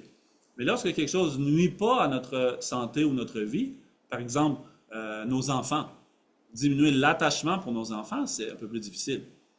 Donc, maintenant, je vais parler un petit peu comme de l'amour aussi. Qu'est-ce que ça veut dire l'amour? Donc, dans l'enseignement bouddhiste, l'amour, comme nous, le mot qu'on utilise en français pour l'amour, c'est probablement plus quelque chose comme un mélange de amour et attachement. Je pense que dans notre société, dans la psychologie que nous on utilise, peut-être qu'il y a plus comme un genre de... dès qu'on parle d'amour, il y a ce facteur positif d'amour qu'on parle dans le bouddhisme, mais qui est souvent mélangé avec l'attachement. Donc, comme ça, c'est difficile à faire la distinction claire entre ces deux choses-là. C'est pour ça que, sûrement pour ça que je ne suis pas trop... quand j'étais plus jeune, oui, j'écoutais plus, mais maintenant, j'écoute pas trop de musique. Qu'est-ce qui passe? Les nouvelles chansons, ok, je sais pas, mais je me rappelle certaines chansons comme, il dit comme l'amour, c'est le bonheur, apporte la souffrance. Je peux vivre avec toi, je ne peux vivre sans toi, quelque chose. Comme un peu si quelque chose pourrait produire autant du grand bonheur qu'autant de la souffrance. C'est comme ça que peut-être nous apparaît l'amour. Mais dans le bouddhisme, c'est pas du tout comme ça. C'est parce que on mélange l'amour et l'attachement. Si notre amour était moins d'attachement, ou même sans attachement, l'amour produirait que du bonheur. Donc, qu'est-ce qu'on parle ici dans l'enseignement bouddhiste? L'amour, c'est seulement du bonheur. L'attachement, lui, c'est le contraire, seulement la souffrance. Donc, qu'est-ce que ça veut dire dans l'enseignement bouddhiste, l'amour? L'amour, c'est aussi un facteur mental. C'est pas l'esprit lui-même, mais il accompagne l'esprit. C'est pas, par exemple, une perturbation mentale. Les perturbations mentales sont là pour créer de la souffrance, mais l'amour, c'est pas comme ça. L'amour, c'est une cause de bonheur. Donc, c'est parmi les principales causes de bonheur. Par exemple, OK, dans l'enseignement bouddhiste, c'est sûr, on parle certaines choses qui ressemblent un peu avec la science, j'imagine, pas nécessairement la même chose exactement, mais dans l'enseignement bouddhiste, il parle vraiment comme le monde, OK, est toujours en changement. Donc, notre planète existe depuis un certain temps. Elle existera pour un certain temps. Avant notre planète, il y avait d'autres choses dans l'univers aussi. Donc, comme ça, il y a beaucoup de cycles qui se répètent comme ça, de transformation dans l'univers. Et même sur notre planète, dans l'enseignement bouddhiste, il explique que plusieurs Bouddhas viennent comme ça à la suite un de l'autre. Et donc, celui qu'on appelle le Bouddha Shakyamuni, celui-là qui est venu il y a 2500 ans, Siddhartha Gautama, qui a vécu en Inde, au Népal, qu'on peut encore aujourd'hui visiter les endroits où il a vécu, il a grandi, il a médité. Avant lui, il y a eu d'autres Bouddhas qui sont venus aussi, mais ça fait tellement longtemps qu'il n'y a plus vraiment de repères historiques qu'on peut trouver. Dans le futur, il y en aura d'autres aussi. Donc, le prochain Bouddha qui va venir dans les textes, il explique, qu'il s'appelle Maitreya. Donc, Maitri, le mot Maitri veut dire amour. Donc, c'est le Bouddha de l'amour.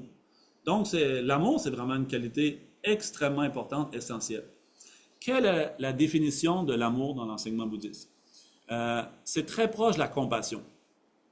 La compassion, ça veut dire un état d'esprit que lorsqu'on pense à quelqu'un, lorsqu'on observe quelqu'un, qu'on pense à un être, qu'on observe sa souffrance, qu'on souhaite du fond du cœur que cette personne-là ne souffre plus, qu'elle soit libre de la souffrance. qu'elle soit libre des causes de sa souffrance. Ça, c'est la compassion qu'on appelle. Okay? C'est différent de, peut-être certains, des fois de nos jours, vont dire la compassion, comme c'est juste de penser à la souffrance de quelqu'un. Juste de penser à la souffrance de quelqu'un, peut-être ça va nous faire rendre l'esprit vraiment très déprimé. OK? C'est pas ça la compassion. La compassion, ça nous donne de la force, ça nous donne comme la paix intérieure, ça nous donne du courage. On sait qu'on peut faire quelque chose. Ça nous donne le goût d'agir pour faire quelque chose, pour aider quelqu'un. Donc ça, c'est la compassion. L'amour, c'est très proche. C'est lorsque je pense à quelqu'un, j'observe cette personne-là, donc je vois que cette personne-là, il lui manque certaines choses pour être heureux. Il lui manque certains bonheurs. Donc ce bonheur-là, je veux lui apporter. Par exemple, OK, si vous avez des enfants ou des personnes proches de vous que vous aimez beaucoup. Donc vous voyez cette personne-là qui aimerait être heureuse. Pour être heureux. Exemple, si c'est un enfant, peut-être ça lui prend un nouveau iPad, je ne sais pas quoi, une nouvelle chose pour être heureux, OK? Mais c'est pas sûr, c'est la vraie cause du bonheur, OK? Mais quand même, il veut quelque chose pour être heureux.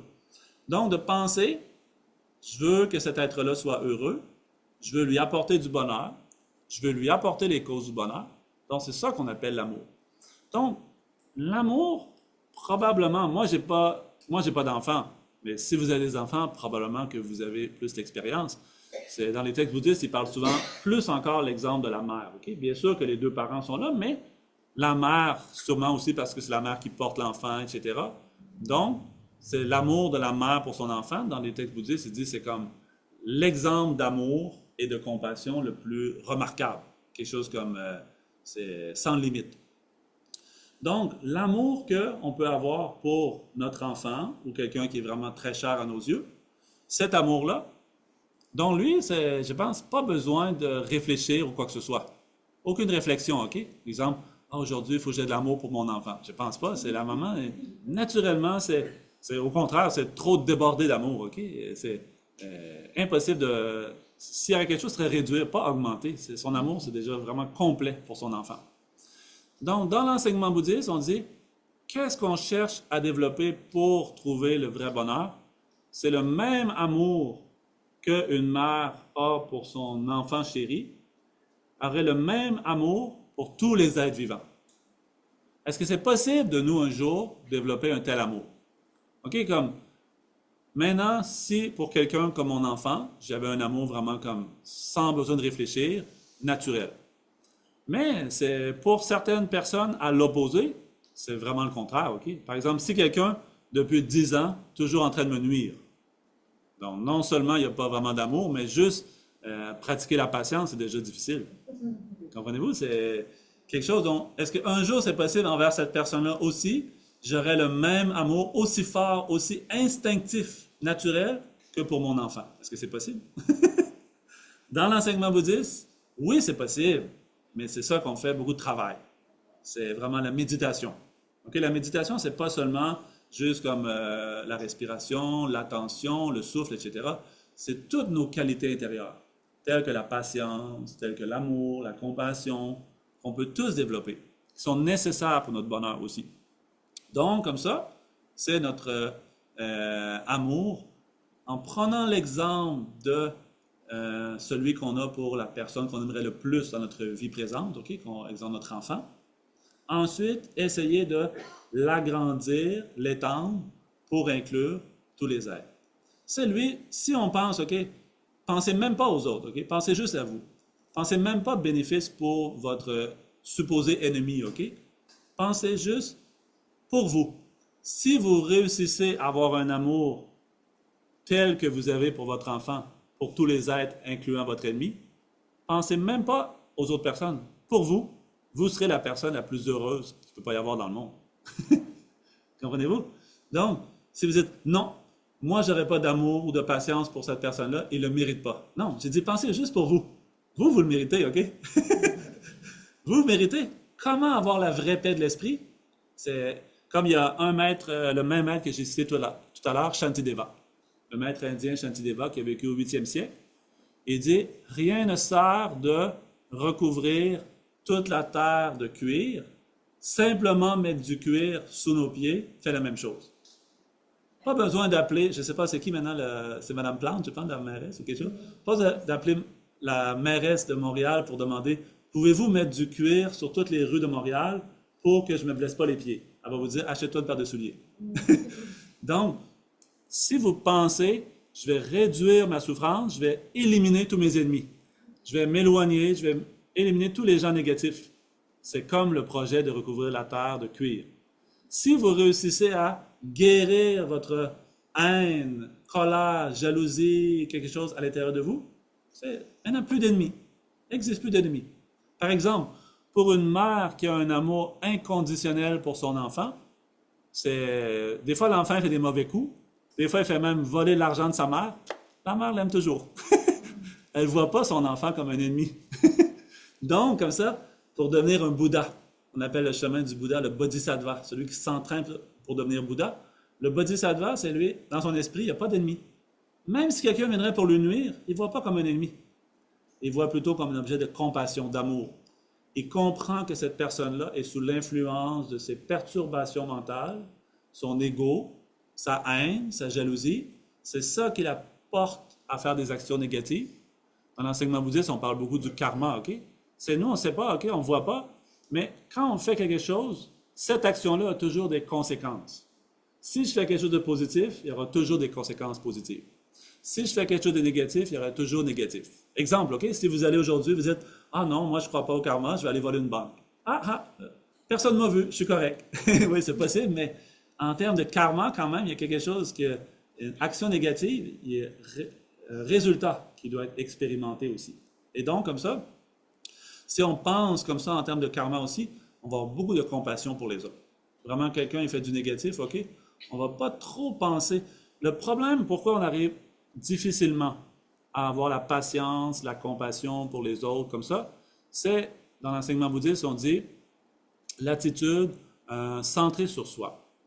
L'attitude centrée sur soi, c'est pas mauvais en tant que tel. C'est que notre esprit est habitué de penser toujours à nous-mêmes et pas beaucoup aux autres. Regarde notre journée, OK? Si on pouvait calculer, OK? Si vous prenez prendre la calculatrice ou quelque chose comme faire le compte. Combien de pensées j'ai eues aujourd'hui envers comment moi être heureux, comment moi réduire mes problèmes, combien j'ai eu de pensées, comment réduire les problèmes des autres, comment rendre les autres heureux. Je pense que c'est beaucoup plus pour nous. Donc, comme ça, ou des fois, c'est pas pour nous, mais quand même, exemple, mon enfant. Mon enfant, c'est rendu quand même mon côté, OK? Exemple, mon terrain, ma maison. Des fois, j'ai un exemple, OK, pour montrer comment notre esprit est plus centré sur nous. Si vous partez travailler le matin, vous arrivez le soir, plus que vous approchez de la maison, vous entendez un bruit. Hey, les pompiers. Vous voyez le camion de pompiers qui passe comme ça, le bruit, la fumée dans le ciel. Plus que vous approchez de chez vous, plus que ça semble être proche, plus que ça semble être là. Et là, quand vous arrivez, c'est 2 rues derrière chez vous. Pourquoi ce sentiment de satisfaction? Pourquoi? Il y a quelqu'un que sa maison a brûlé, mais ce n'est pas la mienne. C'est le problème comme ça. Notre esprit pense nous plus importants que les autres. Réellement, les autres sont aussi importants que moi. Si objectivement, qu'une autre personne soit blessée ou que je sois blessé, que moi j'apprenne que j'ai une maladie très grave ou qu'une autre personne à l'hôpital apprenne, c'est 2 êtres humains identiques. Il n'y a pas de différence entre moi et l'autre. Mais quand ça arrive à moi, ça m'affecte plus. Quand ça arrive aux autres, ça m'affecte moins. Donc la vraie source de ce qui nous fait souffrir au quotidien, c'est cet esprit trop centré sur nous-mêmes. Donc la méthode principale, l'enseignement du Bouddha principal pour être heureux, c'est de décentrer l'esprit du moi pour tourner vers les autres. La meilleure méthode pour y arriver, c'est pratiquer l'amour et la compassion. L'amour et la compassion, prenez le même exemple d'amour et de compassion que vous avez pour quelqu'un proche de vous que vous aimez du fond de votre cœur. Ensuite, pensez que tous les êtres ont le même désir de bonheur, juste répandez-le. Donc, pas besoin, c'est pas dangereux, OK? Par exemple, vous dites, « Hey, mais moi, maintenant, je vais répandre mon amour pour tout le monde. Hey, ça va être difficile. J'ai acheté, exemple, un super beau cadeau très cher pour mon ami, c'est Noël. Il va falloir que j'achète pour tout le monde. » Mais non, pas comme ça, OK? C'est pas besoin de faire comme ça, mais l'esprit qui devient, exemple, OK? Si vous entrez dans le métro, entrez dans l'autobus, marchez dans la rue, plein de gens que vous voyez sur la rue, ces personnes-là, donc, ils nous semblent être pour nous comme des étrangers qui ne sont pas reliés avec nous, quelque chose comme ça. Donc, vu qu'ils nous apparaissent comme des étrangers, donc, c'est comme leur bonheur ou leur souffrance ne nous affecte pas. Mais si, comme ça, on commence à penser, c'est des êtres comme moi. Ils cherchent le même bonheur que moi. Ils veulent tout comme moi, pas dans la souffrance. Donc, plus qu'on est capable de diriger l'esprit vers les autres comme ça, de s'intéresser à leur vie. Des fois, exemple, des fois, je dis les gens, ils parlent. Quand ils parlent, ils n'écoutent pas l'autre vraiment. Ils pensent, qu'est-ce que je vais répondre? Ok. Il n'est pas vraiment dans l'attitude de qu'est-ce que l'autre vraiment a besoin, qu'est-ce qu'il veut exprimer. Donc, comme ça, plus que mon esprit va être capable d'être tourné vers autrui, de penser à ce que l'autre a besoin comme bonheur, il ne veut pas souffrir. Donc, ça va me décentrer de moi. Plus que je suis décentré de moi, plus que mes émotions perturbatrices de attachement, colère, inquiétude vont diminuer. Pourquoi? Parce que maintenant, mon esprit est vraiment centré sur moi. Donc, dès que j'apprends une mauvaise nouvelle sur moi, tout de suite, je suis dans l'inquiétude. Dès que j'apprends une bonne nouvelle, grande extase de joie. Mais si pour moi, l'autre est aussi important que moi, donc que ce soit lui qui a une bonne nouvelle ou moi, exemple, une mère, ok, aime tellement son enfant que peut-être elle aime mieux que son enfant et elle a meilleure nouvelle que elle. Exemple aussi, quand j'étais plus jeune, j'avais tombé de la clôture, j'avais cassé mon bras. Mon père, habituellement, il est très sérieux, très quelque chose. Quand il m'a vu, je l'ai vu comme paniqué, il était vraiment comme inquiet, ok? Après, il m'a dit, si j'avais pu être à ta place, comme blessé à ta place, pour ne pas souffrir, je l'aurais fait. C'est ça, comme ça. Donc, quand vraiment notre esprit est capable d'être tourné vers les autres, après, pour nous, il arrive des bonnes choses, mauvaises choses. Notre esprit, habituellement, il est beaucoup dans les vagues comme ça, émotionnelles, parce qu'il est centré sur nous-mêmes. Si on descend de sur nous, ces choses-là ne vont pas arriver. Il va diminuer. Comme les vagues émotionnelles vont diminuer d'ampleur. C'est vraiment la méthode comme ça. Donc, voyez-vous comme ça la grande différence, l'amour et l'attachement. L'attachement, c'est vraiment quelque chose comme un peu voile notre esprit. C'est je m'attache à quelque chose j'en fais ma possession. C'est toujours un peu centré sur moi. Par exemple, quand quelqu'un qu'on aime beaucoup, qu'on apprend qu'il est malade, qu'on apprend qu'il peut mourir, qu'il meurt, à ce moment-là, on pleure. On pleure pour quelle raison? Est-ce qu'on pleure parce que cette personne-là va souffrir, qu'on est triste pour elle?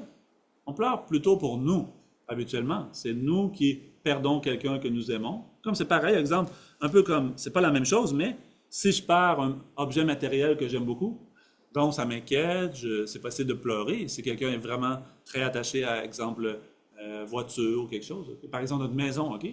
Probablement qu'on a beaucoup d'attachement pour la maison. Si la maison passe au feu, c'est possible, quelqu'un pleure. Pleure, donc c'est pas à cause pauvre maison, elle va souffrir dans les flammes. Non, c'est moi. Moi, je perds quelque chose. Donc, c'est pas l'amour qui nous fait pleurer, c'est l'attachement.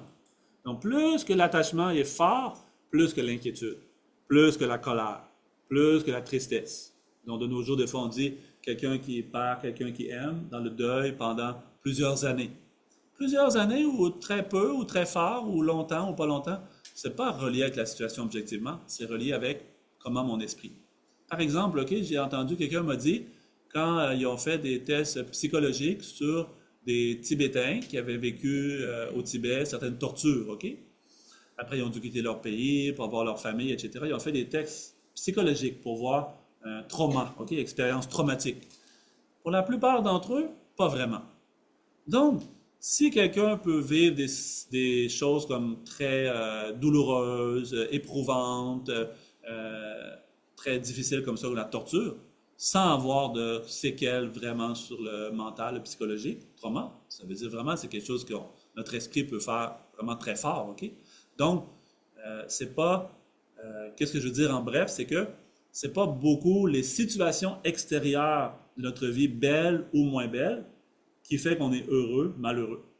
Ça a une influence, oui, dans le sens où, en tant qu'être ordinaire, on est influencé par nos habitudes comme ça, mais si vraiment on comprend notre esprit, c'est possible d'arriver à être moins influencé par ces choses-là et plus trouver vraiment quelque chose à l'intérieur de nous qui nous apporte un bonheur qui va être durable, qui ne va pas avoir besoin de changer avec les conditions extérieures. C'est bon, j'ai beaucoup parlé. C'est OK. OK, on va faire peut-être une petite méditation, OK? Après, si vous avez des questions.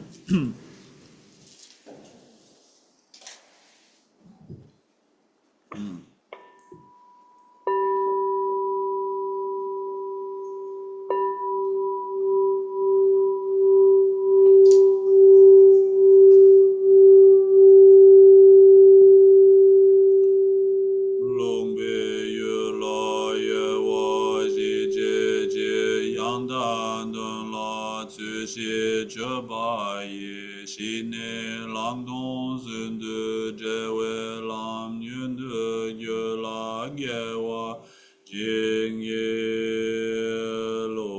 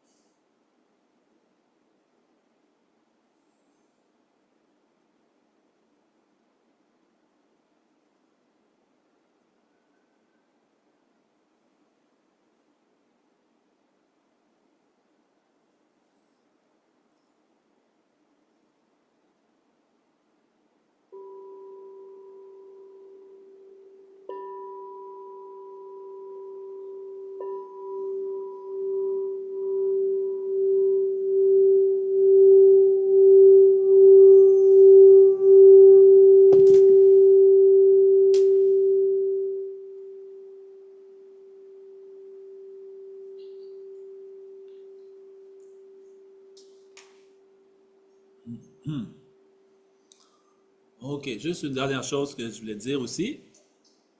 C'est comme ça, nous, souvent, comme peut-être dans toutes les formes d'attachement qu'on peut avoir, souvent peut-être que ce qui nous apparaît comme le plus difficile, c'est l'attachement avec nos proches, les gens qu'on aime. Donc tout à l'heure, j'ai dit habituellement, pour se libérer de l'attachement, c'est on va méditer sur les défauts opposés, comme ça, de l'objet d'attachement. OK? Mais il y a d'autres manières aussi.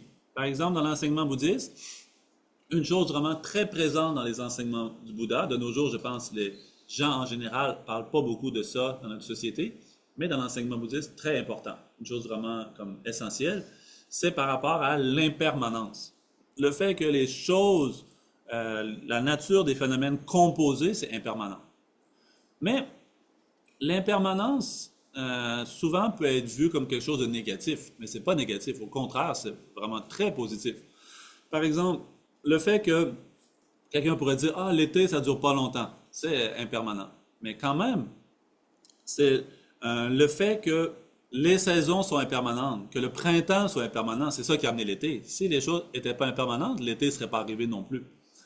Dans l'enseignement bouddhiste aussi, comme nous, comme vraiment la vie, ok? Nous, on a beaucoup appris dans notre société, comme la vie, c'est juste une vie, ok? Dès qu'on est né, après ça, on meurt. Après ça, on ne parle pas beaucoup, ok?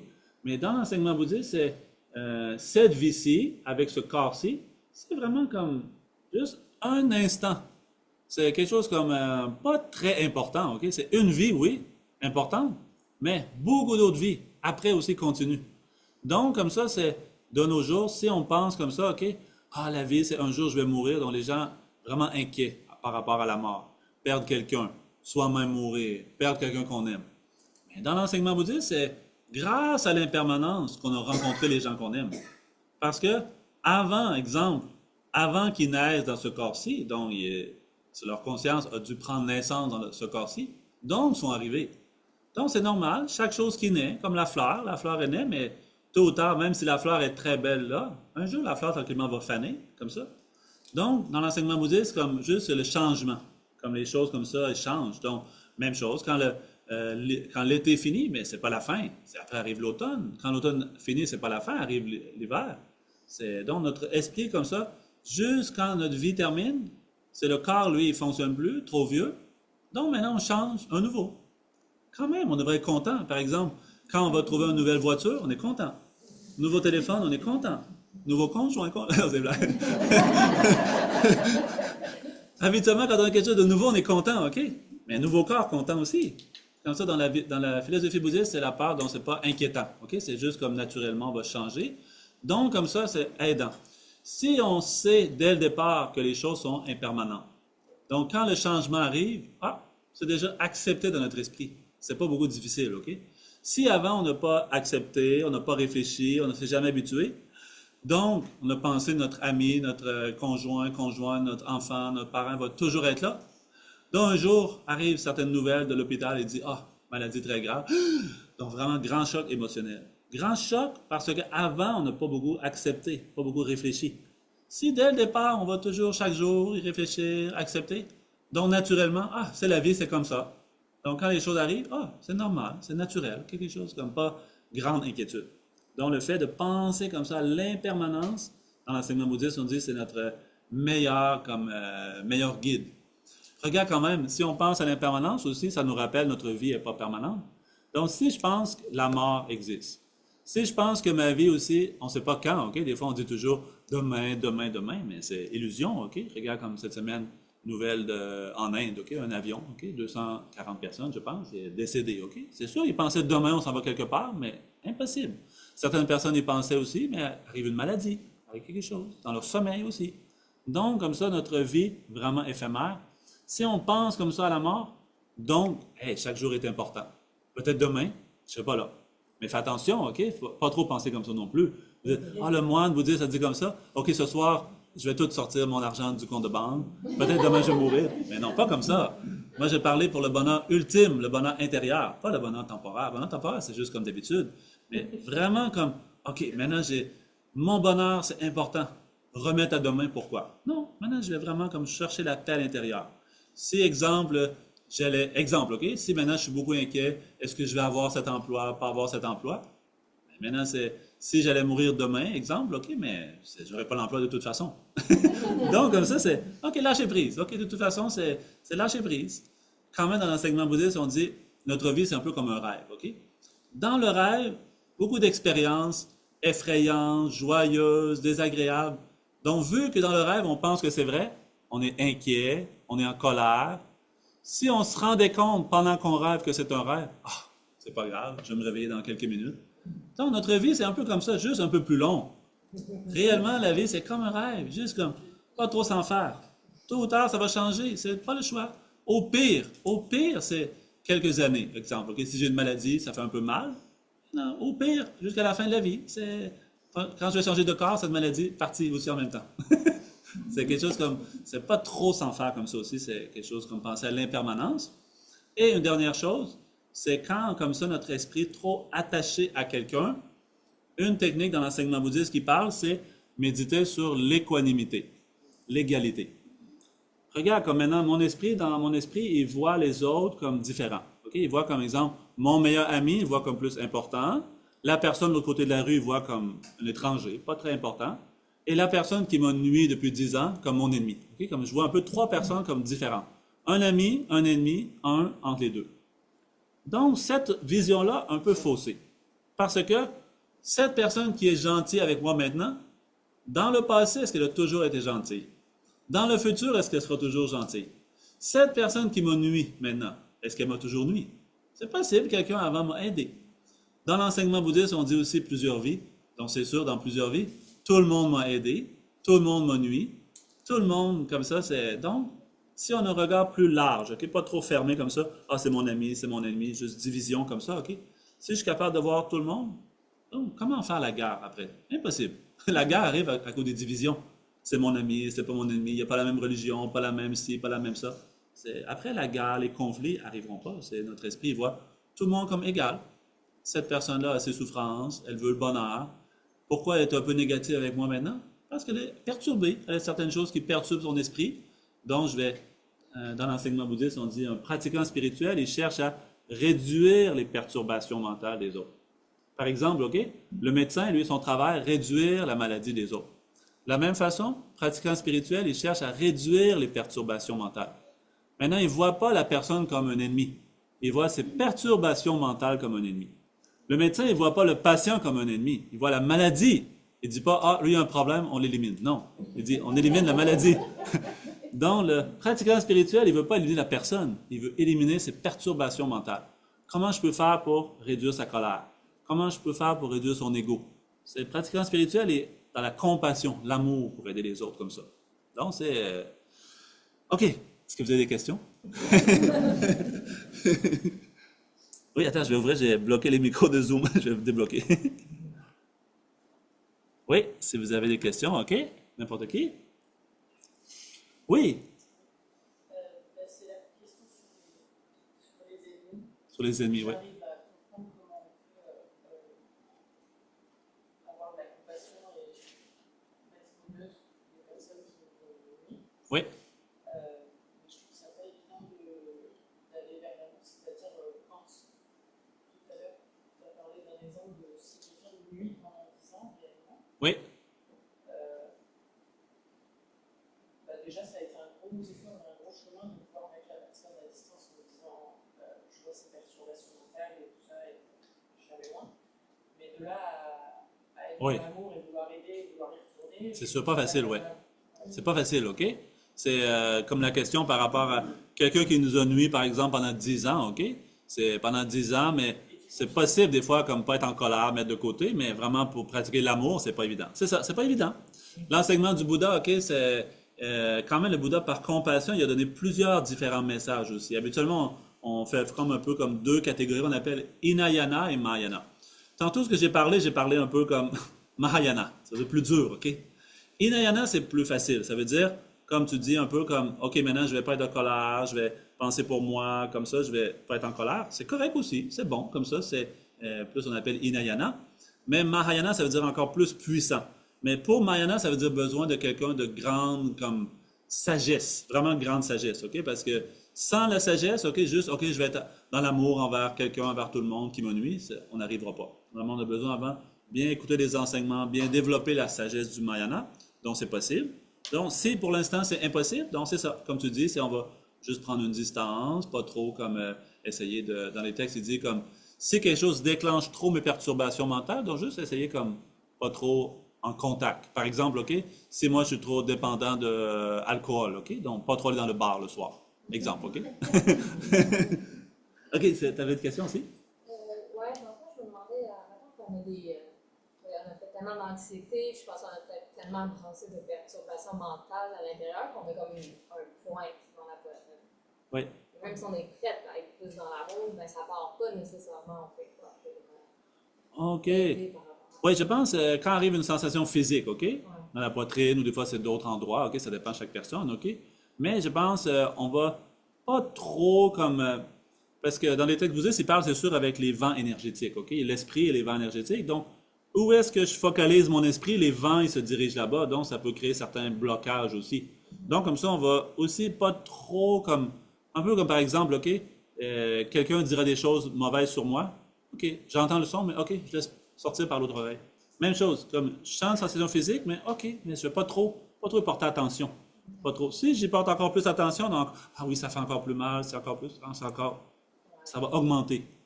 Essayer comme ça, c'est OK, mais c'est pas grave, quelque chose comme ça, un peu essayer de lâcher prise aussi. C'est bon aussi? Oui, je voudrais connaître la différence entre compassion et empathie. Est-ce que c'est la même chose ou c'est un petit peu... OK, la différence entre compassion et empathie. C'est ça, dans les textes bouddhistes, j'ai pas vu de mot précis qui dirait comme deux mots différents, OK? C'est juste le mot, en fait, comme... en fait, ça se traduit pas vraiment par compassion non plus. On prend le mot compassion parce que c'est le mot le plus proche en français qu'on a, mais en langue tibétaine, en sanskrit, il appelle karuna, OK? En tibétain, nyingje. Le mot nyingje, vraiment, ça veut dire comme le plus important, la plus précieuse essence. Donc, comme ça, on traduit compassion. Parce que dans l'enseignement bouddhiste, on dit tout l'enseignement du Bouddha, le Bouddha, on dit 84 000 sortes d'enseignements.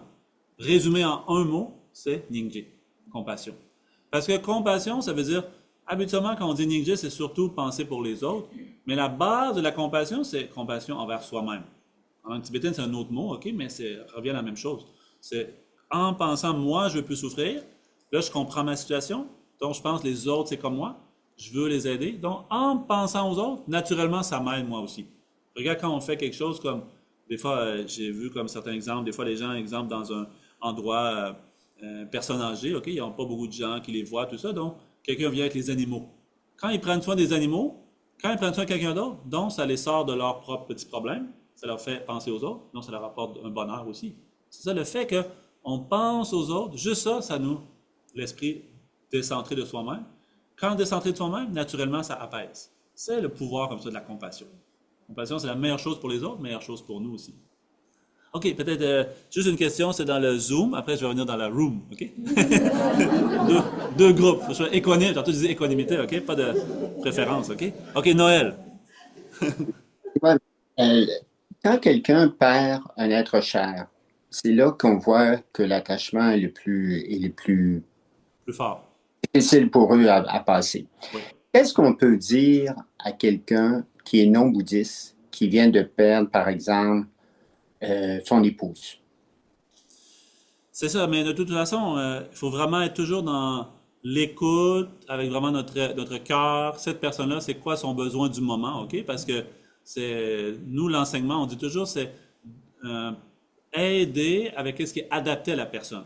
Si la personne, pour l'instant, elle a juste besoin d'être écoutée, elle a juste besoin de parler, OK? C'est juste faire comme ça. Juste donner son temps, son écoute, un peu comme, donc un peu essayer de sortir ses idées aussi, des fois un peu, oh, on va aller prendre une marche, prendre un café, quelque chose. Des fois, ça peut être juste ça, un enseignement, juste comme pour aider la personne pour diminuer son émotion. Donc, plus tard, quand vraiment elle est quelque chose comme un peu, hey, j'arrive pas, ça fait longtemps, j'arrive pas à me libérer de l'attachement, as-tu une idée, un conseil? Donc là, on voit qu'elle est ouverte. Si on connaît quelque chose, là, on peut parler à ce moment-là. Toujours comme y aller avec notre cœur, notre sagesse. Qu'est-ce que cette personne-là a son besoin du moment? Toujours en OK, accord avec ce qu'elle a besoin. Oui. d'accord. Merci. C'est bon, Patricia? Oui, bonjour. Ben, tu as répondu tout à l'heure partiellement à ma question. Oui. Parce que moi, bon, il faut travailler contre son égocentrisme, son attachement à soi, d'accord. Mais d'après, enfin, il y a une chose qui m'avait parlé de Gyatso, enfin, je prononce peut-être très mal. Avant de vouloir prendre soin d'autrui, il faut d'abord être capable de s'aimer soi-même. Oui. J'avais trouvé que c'est tout de même un élément essentiel Ah, quand on exactement. observe les gens, quand on peut s'observer aussi soi.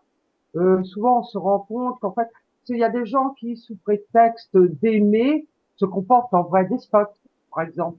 Mhm. C'est ça, Donc, dans l'enseignement bouddhiste, on dit, OK, il y a comme deux symboles, comme ça, tibétains, on appelle la cloche et le dorje. OK, ces deux-là symbolisent, on appelle les deux éléments essentiels du cheminement, c'est la sagesse et la compassion.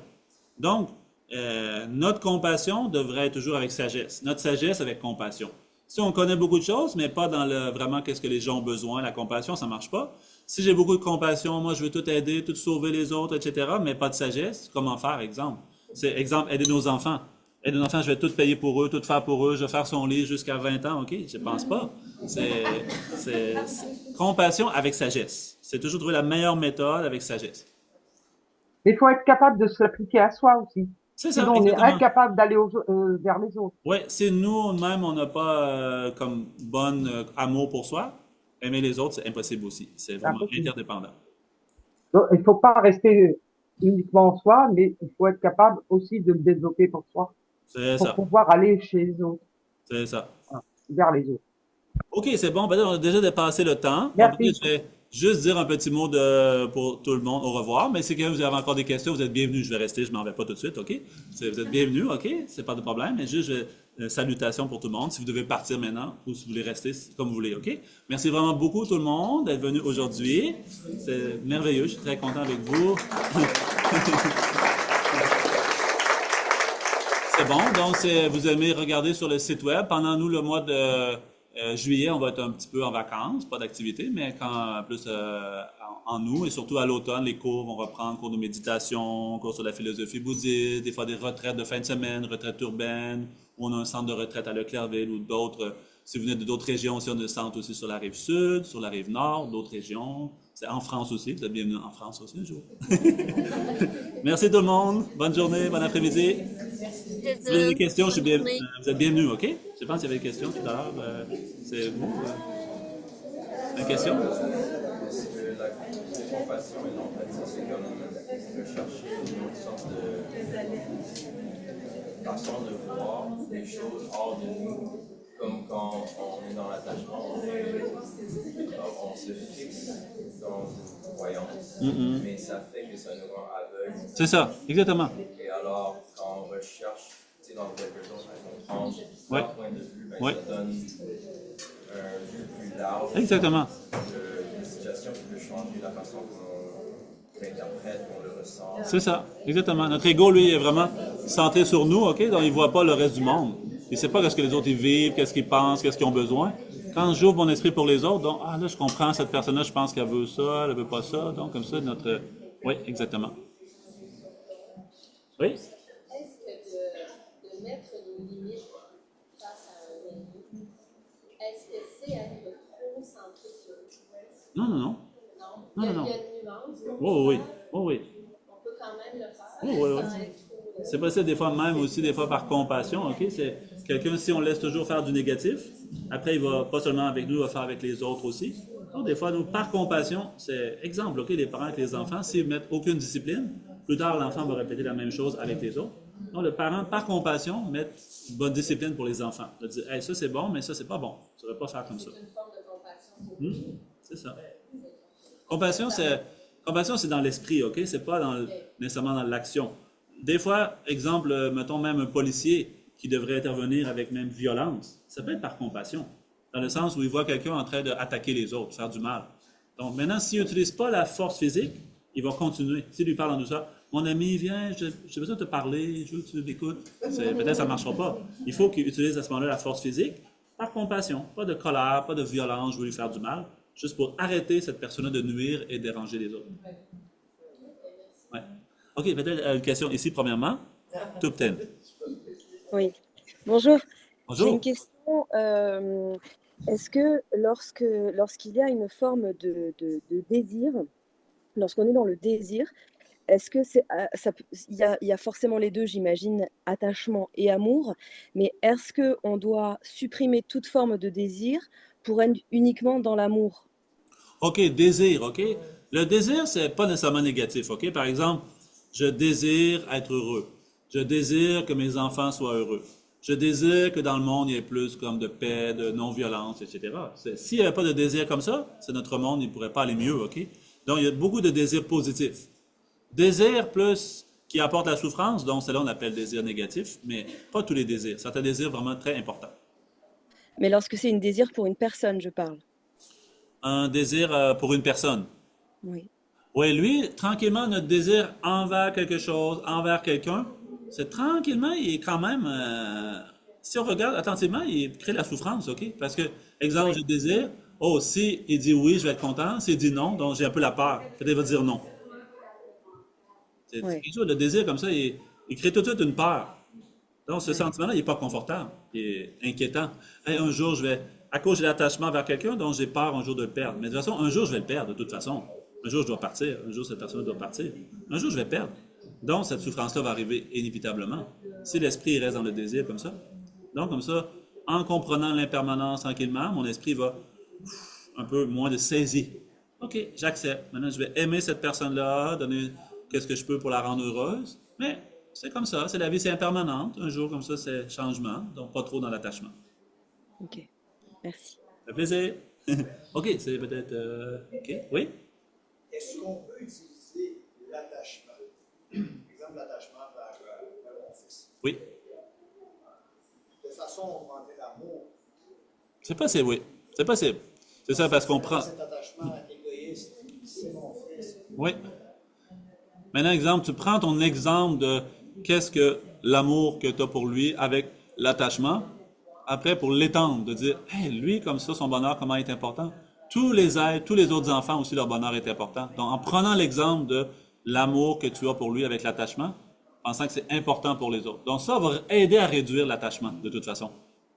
Réduire l'attachement, puis augmenter l'amour. Augmenter la paix de l'esprit. Parce que c'est notre attachement, il crée sentiments difficiles aussi, OK? OK, oui? Mais juste pour, c'est pas le sens de ma question, mais j'ai déjà pratiqué plus activement le bouddhisme. Oui.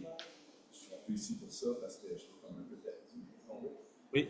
Je pense que ça s'explique mal, mais ça se pratique peu.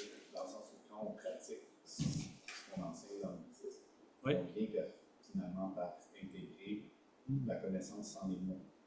C'est ça, oui. C'est pour ça que je pense que des fois, juste de mettre le pas, tantôt il y a quelqu'un qui demandait par rapport à un niveau, je l'ai pratiqué, puis on vient à développer les mêmes sentiments C'est ça. que pour mes enfants, c'est fort. Oui, oui.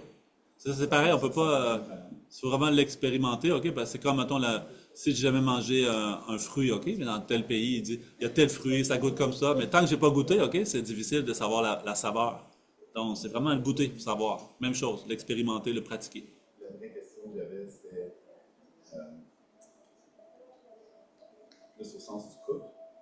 À quelle mesure ou quelle place pourrait ou devrait prendre cet autre individu-là, mettons dans le bouddhisme? Y a-t-il comme un... Comment on fait pour finalement, si on a la compassion pour tout le monde, si tout le monde est égal, à quelle mesure on peut dire, hey, cet individu-là, je l'ai choisi au-delà de d'autres individus? C'est ça, mais...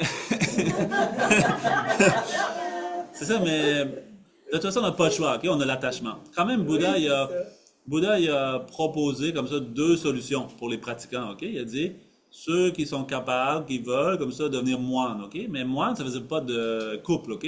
Ça veut dire de célibat, OK? Donc, ceux qui sont pas intéressés comme ça ou pas capables, donc une autre solution avec quelqu'un. Donc, pas le choix, on a tout comme ça l'attachement, OK? Donc, cet attachement-là, mais qu'est-ce qu'on va essayer dans notre vie de couple? Pratiquer comme ça l'amour, pratiquer la compassion pour rendre cette personne heureuse. En même temps, essayer de réduire nos perturbations, comme la colère, la jalousie, l'attachement, l'orgueil, OK? C'est l'attachement-là de toute façon, OK? Donc, je vais essayer de réduire cette chose-là. Comme exemple, c'est comme si j'ai une maladie, OK? Mais j'ai déjà la maladie de toute façon. OK, je vais faire quelque chose pour réduire les effets indésirables, comme réduire. Comme ça, c'est possible. C'est oui, je suis avec cette personne-là, j'ai l'attachement pour mes enfants, l'attachement pour mon chien, mon chat, ma maison, ma voiture, j'ai l'attachement, mais je vais essayer de réduire d'une manière comme ça par la méditation. Si je ne réduis pas, plus augmenter, donc plus de souffrance. Moi, je veux pas la souffrance. Donc, je vais essayer comme ça de réduire l'attachement. Où je vais réduire l'attachement? Donc, dans ma pratique dans la vie personnelle, avec ma famille, comme ça, c'est mon travail. Oui? Comment est-ce que je peux vivre l'amour si je n'ai pas vécu disons que mes parents étaient absents, par exemple? Je n'ai pas vraiment reçu cet amour. Ouais. C'est vrai. Le vivre de toi-même. Oui, c'est difficile, oui. Un peu difficile. Un peu difficile, mais pas impossible, OK? Parce que nous, présentement, dans cette vie-ci, c'est possible qu'on a eu certaines situations défavorables, etc. Mais dans nos vies passées, c'est sûr, on a déjà eu plusieurs fois d'autres situations aussi. Ou en prenant l'exemple de d'autres personnes, en regardant d'autres familles, même les animaux, comment le parent donne beaucoup d'amour pour son enfant. En prenant cet exemple-là, donc, c'est possible d'avoir l'amour comme ça. Donc, comme ça, c'est possible aussi. C'est plus difficile, mais c'est pas impossible. Comprends-tu? Par exemple, OK, c'est beaucoup plus facile si j'ai appris une langue quand j'étais jeune enfant. Mes parents me l'ont montré depuis la naissance. Donc, c'est ma langue maternelle, ma langue comme facile, OK?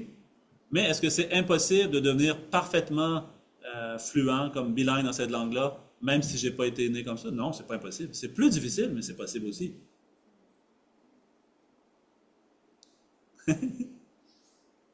Oui?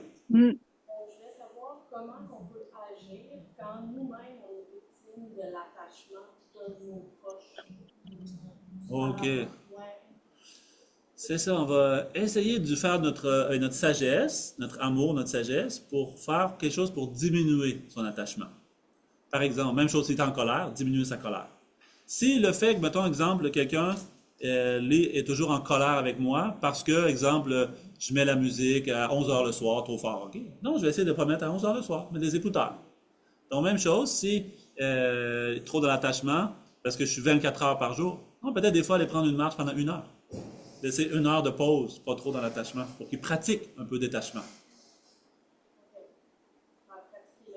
C'est ça, un peu pratiquer. De manière habile.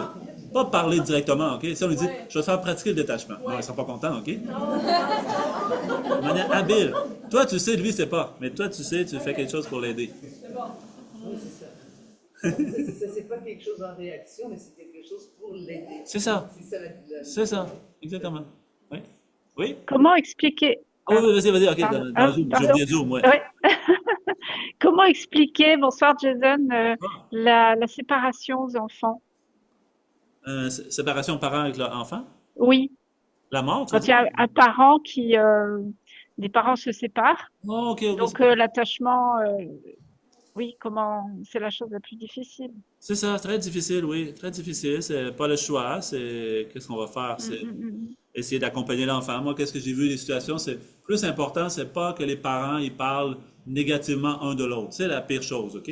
Oui. C'est quelque chose comme OK, non, c'est ton père n'a pas raison, le père et la mère n'ont pas raison. Comme ça, il faut que l'enfant il se sente comme les deux parents et est vraiment à l'aise avec les deux parents. Okay? C'est très important. C'est essayer de l'aider l'enfant comme ça, oui. Mais pour l'attachement, comment on peut expliquer qu'au-delà de l'attachement, il y a quand même de l'amour, même si la personne est éloignée, par exemple? Ah oui, c'est sûr. C'est nous de toute façon, exemple, OK, présentement, on a comme, exemple, si quelqu'un j'aime, OK, il meurt, OK? Mais quand même, Oui. son corps est plus avec moi, mais son esprit continue d'exister.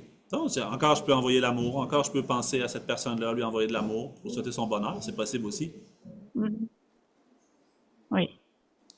Merci. Ça fait plaisir. Oui? Est-ce qu'on peut avoir, de la même manière que quand quelqu'un parlait de désir envers des bonnes choses, est-ce qu'on peut avoir de l'attachement envers des bonnes choses, par exemple, être attaché à la sagesse ou attaché Oh oui, c'est possible. Attaché aux bonnes choses, c'est possible. Donc, cet attachement-là, il n'est pas dirigé envers des mauvaises choses, mais cet attachement-là est nuisible pour nous. Être attaché à des bonnes choses, c'est nuisible? Nuisible, oui. Parce que l'attachement, c'est un voile et nous empêche de réaliser vraiment, trouver le bonheur. Par exemple, OK, si moi j'aime le Bouddha, j'aime l'enseignement comme ça, donc, exemple, où j'aime mon maître ou quelque chose, donc quand mon maître n'est pas là, je suis triste, exemple, OK, ben, c'est nuisible pour moi. Ça m'apporte la tristesse, l'inquiétude, la peur, etc. Donc, comme ça, je vais, même si c'est bon, même si c'est quelque chose que je cultive, je pense c'est positif, l'amour, la compassion, mais en même temps, cultiver le non-attachement. mais la vraie manière pour méditer comme ça, c'est, aujourd'hui on n'a pas parlé, mais c'est la vacuité. Méditer sur la vraie nature des choses. Dans la nature des choses, OK, il n'y a rien qui est telle ou telle nature. Donc comme ça, il n'y a rien qui est vraiment bon, il n'y a rien qui est vraiment mauvais. Donc si je suis capable de comprendre la vacuité des choses, donc après l'esprit ne s'attache pas à quelque chose de spécial, il n'est pas dans la répulsion envers d'autres choses, comme toujours égal envers tout. C'est la vraie méthode, le vrai antidote pour ça. Oui? Je suis juste curieuse. Tu as dit tout à l'heure que tu n'avais pas le temps de nous expliquer Oui. l'illustration. Oui. Est-ce que tu as 2 minutes? Oui, 2 minutes, c'est OK. C'est un gros défi, 2 minutes. C'est, ici, oui, quand on donne le cours, des fois, on fait 10 cours, OK? Vous regardez sur le site cours de méditation du calme mental. Des fois, on fait en retraite aussi 2 jours, 5 jours, etc. Mais c'est un peu comme l'exemple, OK? Il donne le moine, c'est le méditant, donc comme nous qui veut méditer. Notre esprit est trop agité, notre esprit n'est pas concentré, pas calme, pas paisible. Notre esprit, c'est l'éléphant. Donc, aussi, avec l'éléphant, il y a le singe. Le singe, c'est l'agitation mentale. Donc, comme ça, le méditant, par la force de la pratique de l'attention. L'attention, c'est la corde dans sa main du méditant. Il va attraper l'éléphant fou qui est son esprit. Il va tranquillement le concentrer, exemple sur la respiration, sur un objet de méditation, pour que là, je sois de plus en plus capable de garder mon esprit sur une chose à la fois. Et là, comme ça, tranquillement, on voit que l'éléphant s'apaise, les voiles sur l'esprit qui sont représentés par la noirceur sur l'éléphant, sur le singe, diminuent. Et là, tranquillement, l'esprit devient pur, clair, lumineux, complètement paisible. Donc, comme ça, on explique tout, comment faire la méditation, comment se préparer, les conditions favorables, les 5 obstacles, les 8 antidotes, comme ça, il y a beaucoup de choses, OK?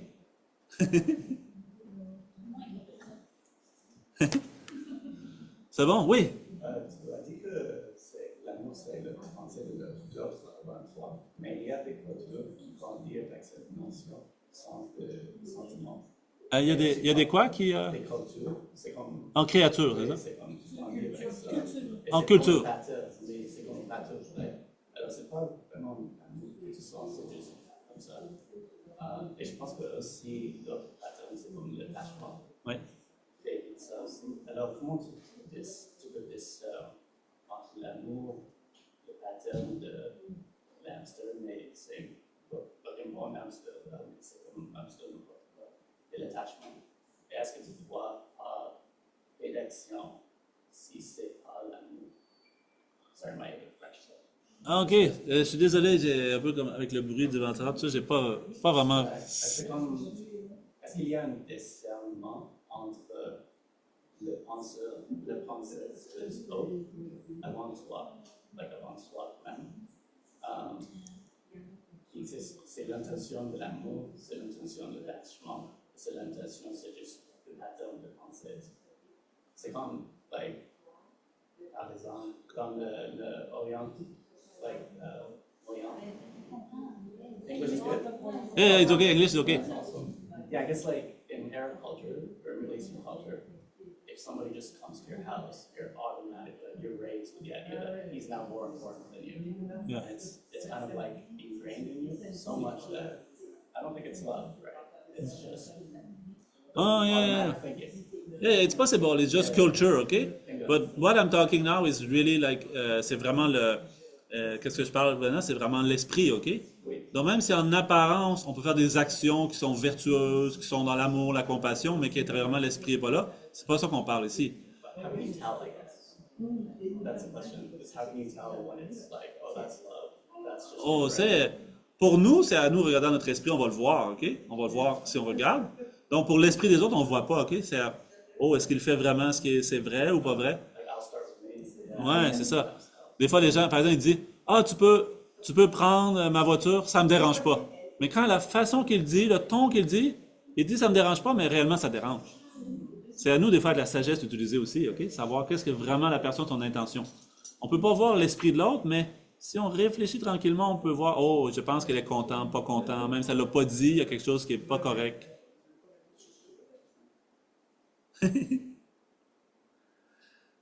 C'est bon? Oui, Hélène? Peut-être une question. Parce que, si j'ai bien compris, tu as associé la peur et l'attachement, que s'il n'y avait pas d'attachement, il n'y aurait pas de peur à ce moment-là. Oui. Si j'ai bien compris. Oui, c'est ça. OK, mais je prenais l'exemple dans ma tête, je me disais, c'est une maman qui peut voir de la vie, qui voit son enfant qui traverse, et puis qu'il y a un autre qui s'en vient, qui va frapper son enfant, la barre va être là.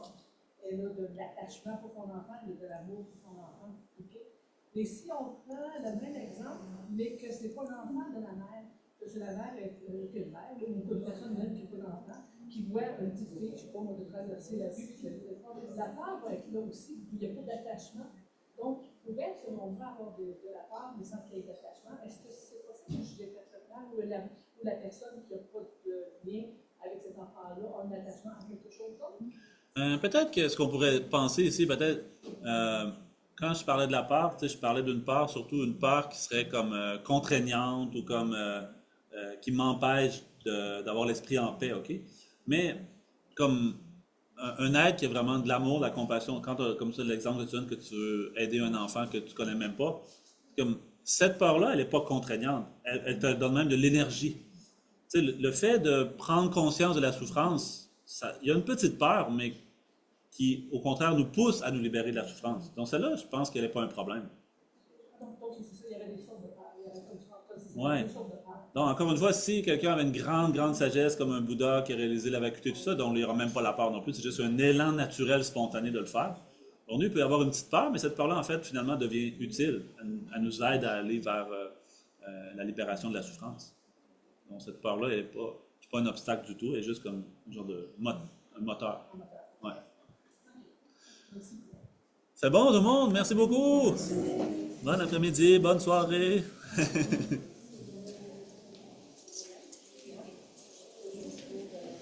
À bientôt! Vous allez là? Oui, bien sûr! Merci. Oui, ça fait plaisir! Bientôt, Jason. Merci. À bientôt, Jason. Bientôt! Ça fait plaisir! Au revoir, Jason. Au revoir, à bientôt! Au revoir, Jason. Oui, à bientôt! À quand Épinal? Ah, Épinal, je ne sais pas. Cette année, je pense qu'on n'aura pas. Oui, on a déjà le programme. D'accord. OK. Merci. Merci Plaisir. Au mois de juillet, Merci, au mois de bien, juillet, merci, il y a Jason. le Lamring. À bientôt. C'est bien ça, au mois de juillet, Jason, qui a eu 5 jours pour le Lamring. Oui, sur l'approfondissement du Lamrim? Oui, Oui, c'est ça, en juillet, oui. Oui. d'accord. Merci. Ça fait plaisir. Il y a encore des places? Je pense qu'il y a encore de place. L'introduction en juillet. L'introduction en juillet. Non, l'introduction, on a déplacé. On a mis en Ah. décembre, l'introduction. Il y a juste l'approfondissement. L'approfondissement en août. Du 7 au. à Pour août. l'approfondissement, il y a deux, OK? Il y a le groupe qui termine en août, puis il y a le groupe qui commence en juillet. D'accord. En août. Si. OK, à bientôt. Bientôt. Bientôt. À très vite. Très vite.